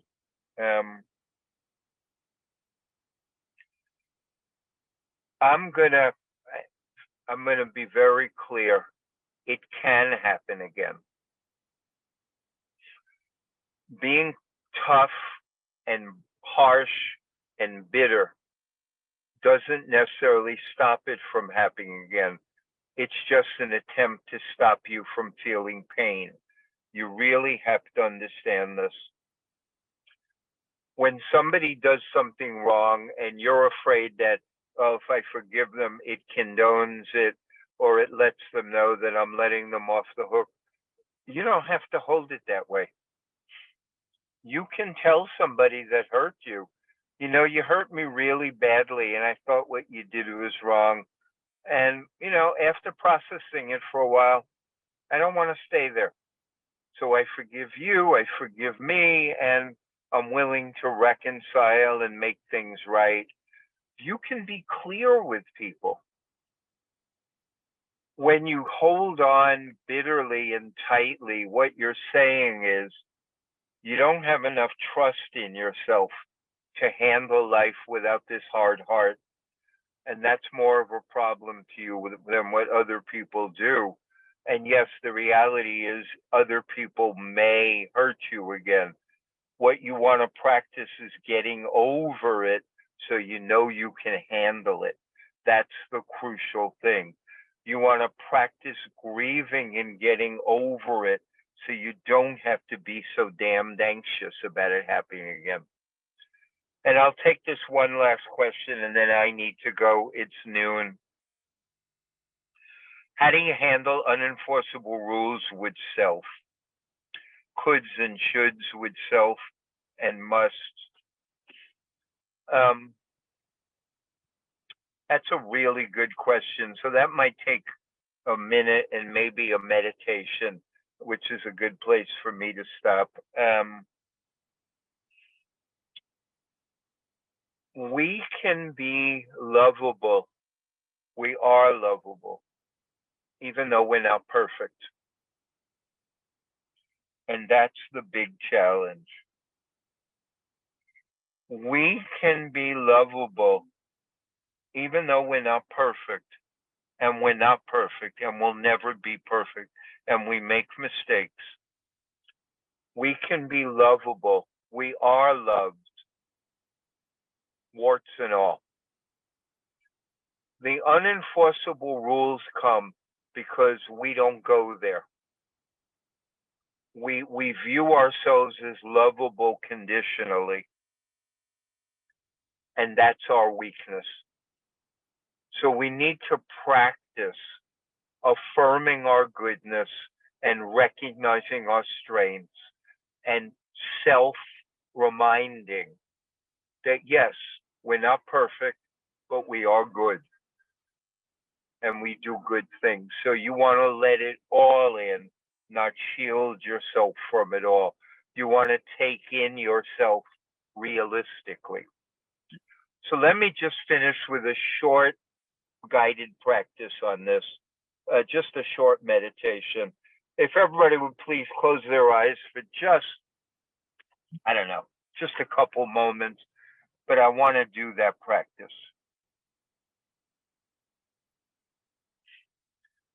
So please, everyone, close your eyes. Relax your body as best you can. Quiet down. You know, just sit quietly.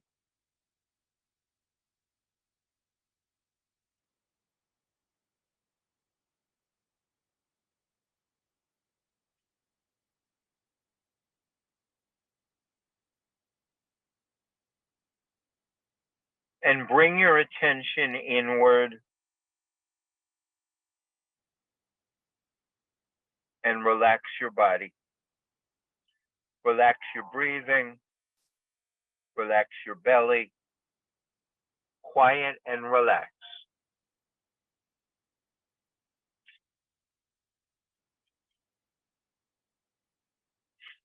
Take deep, slow breaths into and out of your belly.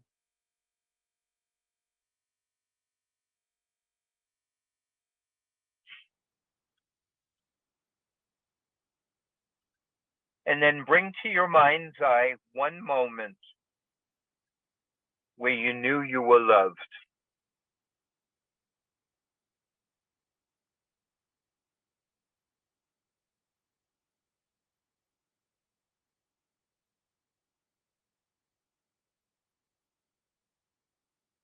Bring to your mind's eye one moment where you knew you were loved.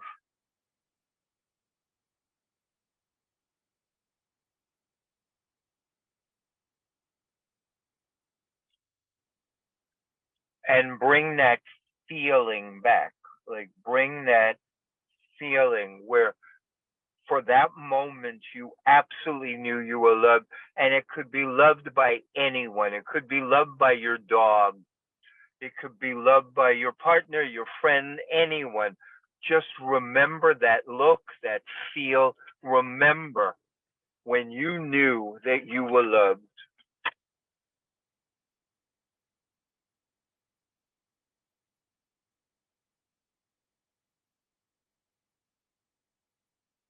And see if you can feel it in your heart, even for a moment. I'm loved. I was loved. I am lovable. It has nothing to do with specific circumstances.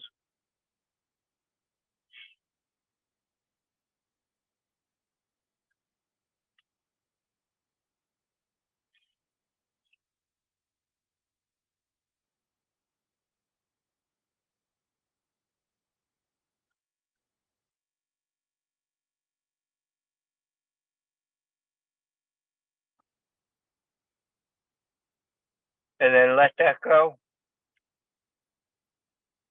Let the image go, let the breath go, let the feeling go, whatever, and just very gently open your eyes.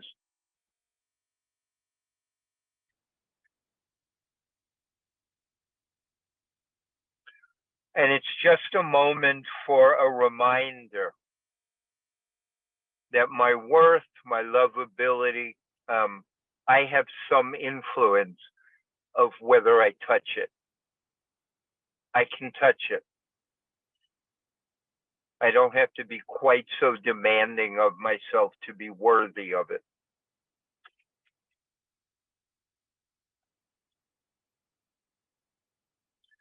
And then let that all go.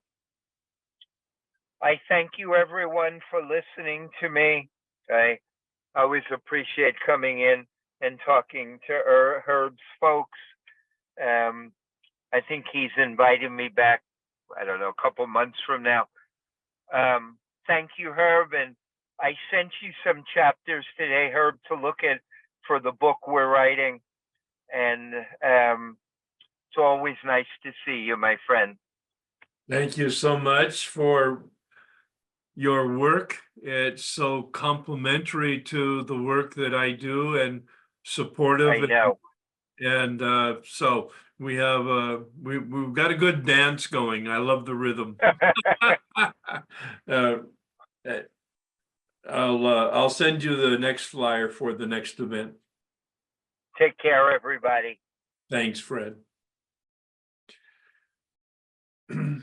So thank you, everybody here. And as I mentioned in my opening comments, I'm happy to stay here as long as you have an interest in having conversation. I'll set a timer for 1 o'clock. My time, it's 10 after 12 here in Los Angeles. But happy to have questions, comments, experiences, observations, any type of dialogue that you want. You raise your hand through the reaction icon at the bottom. I'll call on you in the order of your raised hands. If you have trouble with the technology, just unmute and introduce yourself, and we'll have some dialogue. Hello, Carol.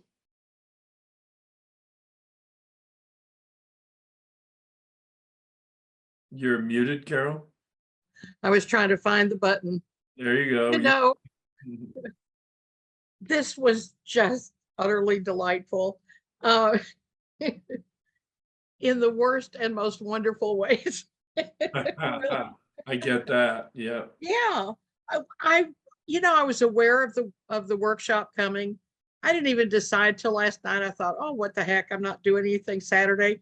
Even this morning, I thought, yeah, this will be interesting. See what there is. This spoke to where I am in my life in this moment. 100%. I thank you for this.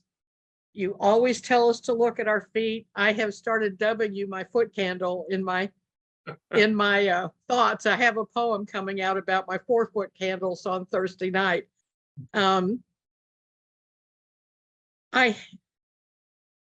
Yours was a spiritual punch and his is a gut punch. And between the two punches, a cloud of new work emerged. And I'm just deeply grateful. I just want to thank you, Herb. Yeah, the good news is there's more light. The bad news is there's more light. Really, you just, I'm sorry, I didn't mean to get on here and just boo-hoo, but thank you. I love it. I mean, that's what happens to me when I encounter truth. Yes. It just breaks me open, just Do like you that. I have never admitted to unmanageability until today. Yeah, yeah, I never saw me as the problem in carrying these lifelong grievances, and some were horror shows, and yeah, they were not kind or good or easy to let go of, and did impact my brain, but that doesn't mean I have to keep doing it to myself for the rest of my life. And I'm done.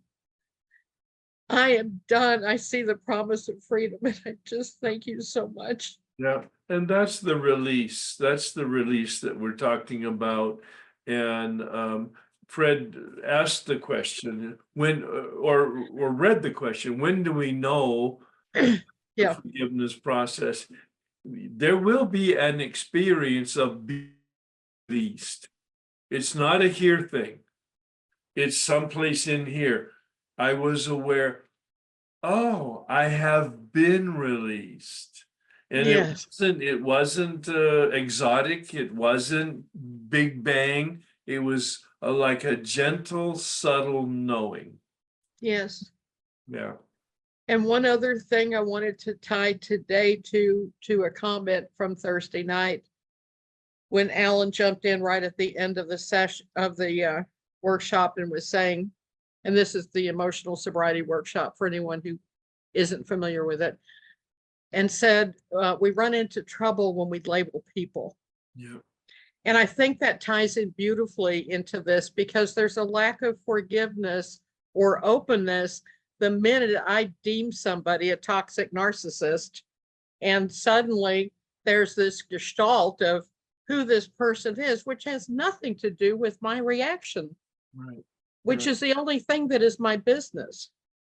Well, and it I'm- could go, and thank you for the insight, because I've just turned it inside out. It goes the same for labeling myself.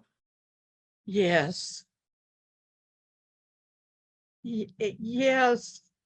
Our job is to have fresh experience in life, fresh new eyes. Yeah, when I hear somebody say, oh, that's just the way I am, I want to grab them and shake them. Yes. Yes. Well, I don't know right now who the hell I am, and I'm about to discover some more layers. I just love you so much, and I thank you. You're Thanks, just Carol. a wonderful guide. Thank you. Thank you so much. Wonderful. All right, Nancy, please. Hi, first, thank you so much for this workshop. I've gotten so much from it, and forgiveness is a really important thing. I had recently I'm an Overeaters Anonymous, and I recently went to an AA conference in Sacramento, loved it. On the way driving back, I wound up having a mini binge in my car with foods that are on my program. So it wasn't my red light foods, it wasn't my alcoholic foods. Got back home, perfect that night, weighed and measured everything the next day, set my sponsor, in my nightly review. Okay, I did this, blah, blah, blah. But the next day, completely back on track, did this. And then a couple days later, she got a hold of me and said, we have to talk. And she basically said, you've lost your abstinence. You have to give up all of your service commitments. Just all this stuff. Thank you. Because I flipped, and I think I owe her a ninth step, because I blew up and I went crazy. And then I, of course, was like canceling everything I'm doing. And now I'm going back and saying, no, I'm not going to do that. So I'm feeling really guilty and really frustrated. And I'm just like, I am inside out, I'm upside down. I'm like, it didn't make any sense to me, but I was a mean SOB in my responses. And they were not loving, they were not kind. And, I think I'm leaving OA, and it's like, and I just went ballistic, and I thought, I don't even recognize the person I'm becoming with this. And I can't stand that something like that instead of just going inside and going, God, I need your words right now. And just saying, asking questions, I just went nuts. And so I don't know what part of it is. I'm just being an egotistical, selfish, self-centered. And I need to get my hubris under control. And I know that's been an issue for me. It's the thing kind of that guided me into here. I found the set aside prayer years ago, and not years, I've only been doing this for a year, ages ago. It's on my phone, it's at my computer. I love it. I say it when I'm in traffic. I say it all the time because I want a new experience, a new open heart, open mind to see things in a new way. And yet I'm still feeling tied up in knots about this. You've got to give up and I'm okay giving up my sobriety date and Oh, wait. get forward. First of all, I have lots of concern about sponsors who tell you who you are and what you need to do. That's not their job. Their job is to point the way to the light. Your job is to evaluate who you are, what you do, what is the implications of the outcome. You're the only one that determines your sobriety. You're the only one that determines the impact of perhaps a relapse if you had it. I'm not getting into that place. Okay, yeah. So the last thing you want to do is go back to step one and or give up your service commitments and or whatever you need to do, unless it means that you need to have balance and somehow you need to sort of regroup.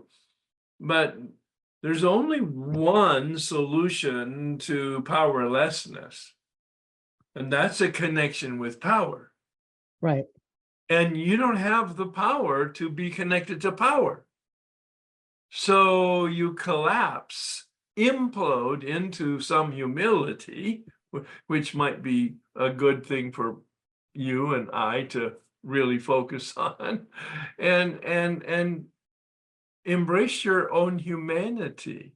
Look at the consciousness that you have. Sure, you overreacted, but 24 hours later, you're here talking about it in front of a total group, and that tells me that you're awake.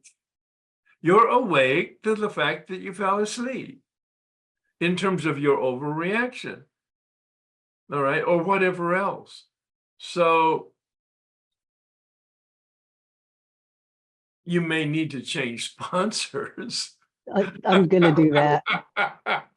Because I would encourage people to have sponsors who have my best interest, Yeah. and not that doesn't equate to following my rules.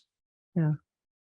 No, I'm actually looking for a sponsor now who has a very, very, very strong spiritual connection. That's why I fell in love with you. The moment I heard you, I went, you're doing what I want. I mean, I came into OA. I had been doing another program, went into the ditch for 2 years, stopped on the side of the road and said, I need the God piece. And I had no idea what I was talking about. Went to an AA meeting, left the AA meeting food neutral. So a miracle happened in there. But I knew it wasn't my meeting because they give out cupcakes at the end of the meeting.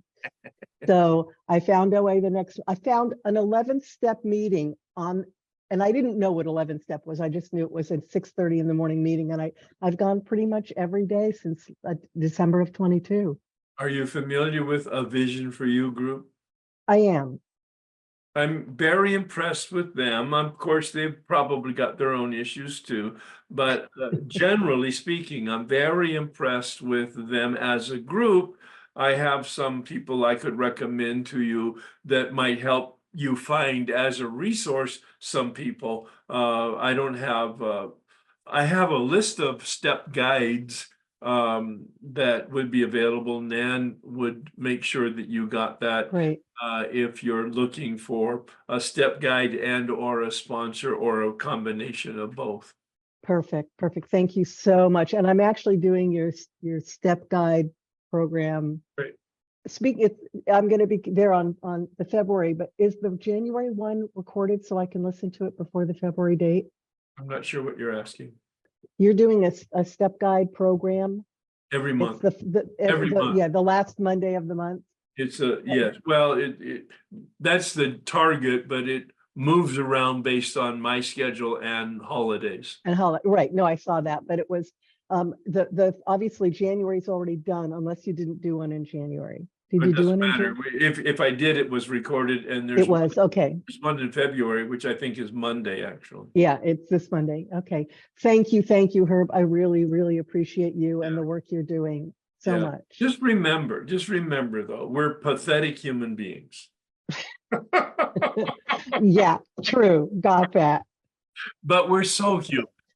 I know. We're just so human. We're endearing in our Oh, there it humanness, right? is. There it is. That's right. An affectionate tolerance of our humanity. Yeah. Yeah, that's right. Thank you so much, Nancy. Thank you. Claudia, please. Well, from one pathetic human being to another. Uh, I'm almost getting more out of the shares than I am the entire workshop, but That happens a lot, by the way. That's why I really encourage the Q&A, but go ahead, please. oh, it's wonderful. And I found myself getting very emotional talking about forgiveness. And when Fred was talking with, the individuals, I checked the chat and somebody asked a question about forgiving yourself. Oh yeah, good. And I've noticed lately, I've been kind of depressed, and I've noticed I hear all this chatter in my head all the time. You've got to do more. You've got to do better. Don't forget this. Don't forget that. And I recently retired, and I realized that was in my head every day I went to work. Right. It's been in my head every day since I was a child. And you got to do more, and it's not good enough. And I'm sure there's lots of reasons for that, but Yeah, thanks, Mom. well, yeah. Well, we don't have enough time for that subject, but God bless her. Yes, I hope. May she rest in peace. Exactly. But just that whole thing of the meditation and coming to realize this has been an issue I've been dealing with in my head for the last few days. I woke up yesterday morning and said, okay, God, I don't want to do this anymore. Yeah. I do not want to keep doing this to myself anymore. And I'm realizing it's got a lot to do with the being able to forgive myself even more than forgive others. And I'm really anxious to get into that piece of it. I think you're frozen, Herb. Or maybe I froze. Okay, goodbye.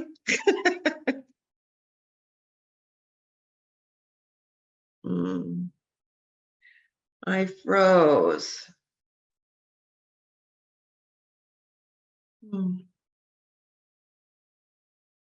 No, it was Herb. No, He I hear you. disappeared. I think it's Yeah. Herb. It was Herb. I He can hear popped you. out. He'll Yeah. probably pop back in. Yeah, I didn't like hear your- I didn't hear what Herb said. Can you guys hear me? Yeah, Oh, I okay. hear you. I like your teapot collection, and I just sent you a PM. You did. Oh, I've been collecting those since I was 14. And I have a whole bunch packed. I packed up and put in the garage, but these are all my favorites. The antiques from my grandmother from the hand through the you could raise your hand through the reaction icon or merely unmute and we can continue our conversation. Now, there was a question concerning weekly workshops, I think. Parvin was asking about Joe's workshop because I'd Oh, mentioned yeah. it. Joe is a person in Australia who is been supporting me for about 15 years and has edited all my recordings, has organized all my YouTube, and now she's doing her own workshops using a lot of my material, but also bringing her own knowledge and expertise to it. She's a teacher by training and a 12-step person by experience. And I highly recommend her work. She's wonderful. She and I are doing a retreat in May, I think it is, or June, I'm not sure. And there's been a flyer that's been sent out on that here physically in our area at the local retreat center. June, it's in June. I'm going. Good, thank you. Oh, June 14th, I think it is, yeah. All right, so thank you for that question. Anything else? I'll start my own workshops Tuesday, Wednesday, and Thursday, different times for different time zones in June. That retreat in June is for how many days? Oh, it's a year-long program. Once a week we meet. 12 steps, Yes, ma'am. AA. 12 steps, broad, including anybody who wants to work the steps. Normally, it's people in any 12-step fellowship. Any 12 steps. Okay, thank you. Yeah. I've been doing it for over 25 years. It's a very powerful experience. Changes lives, mine too.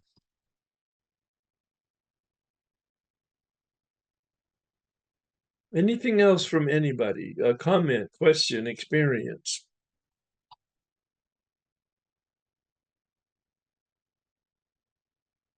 Well, I don't think I have my slides up anymore.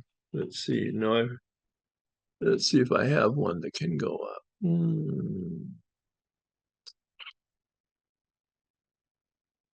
Can't even read them. Oh, here's one. Let's try that.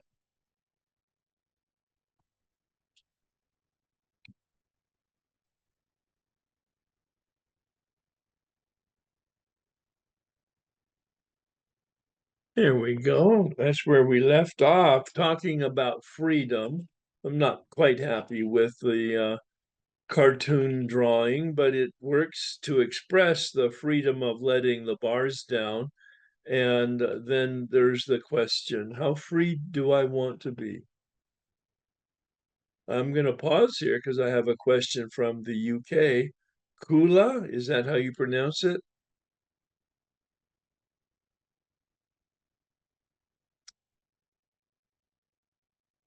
You're muted, Kula.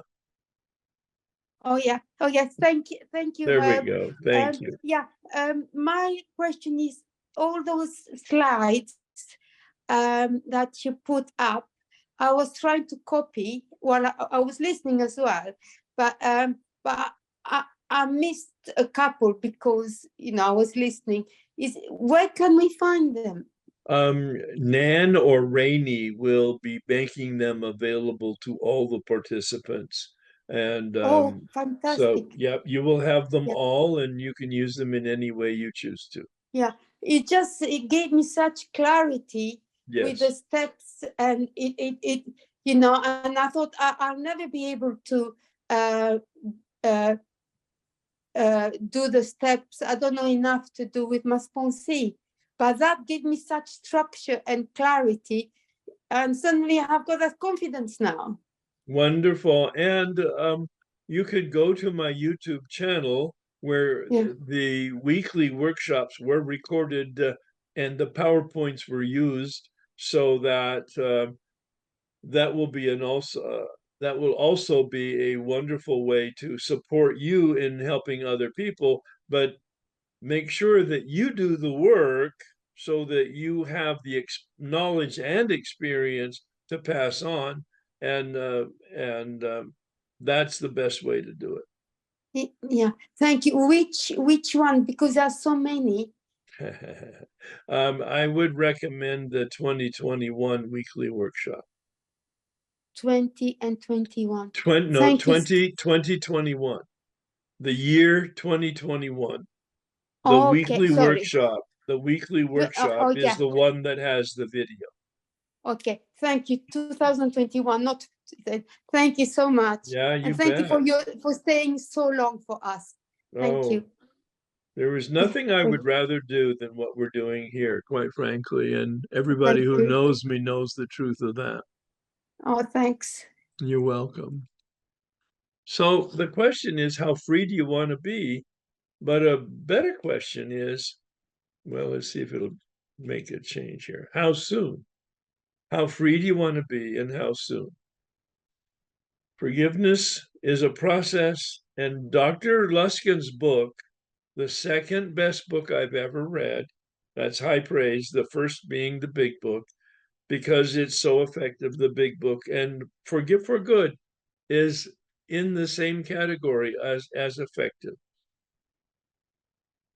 Forgive for good. So please join me then in this prayer of freedom, this turning from our selfishness and to other centeredness, this prayer that represents delivery from darkness to light. Spirit of the universe, make me a channel of your peace, that where there is hatred, I may bring love, that where there is wrong, I may bring the spirit of forgiveness, that where there is discord, I may bring harmony, that where there is error, I may bring truth, that where there is doubt, I may bring faith, that where there is despair, I may bring hope, that where there is shadow, I may bring light, that where there is sadness, I may bring joy. Grant that I may seek rather to comfort than to be comforted, to understand than to be understood, to love than to be loved. For it is by self-forgetting that one finds, it is by forgiving that one is forgiven. It is by dying that one awakens to this life. Amen. Thank you, everybody. That's my website. That's my email. You're welcome to use the work that is on the website, those resources, in any way that you would find helpful, and make contact if that would be helpful. Thank you, everybody, so much. Thank you, Herb.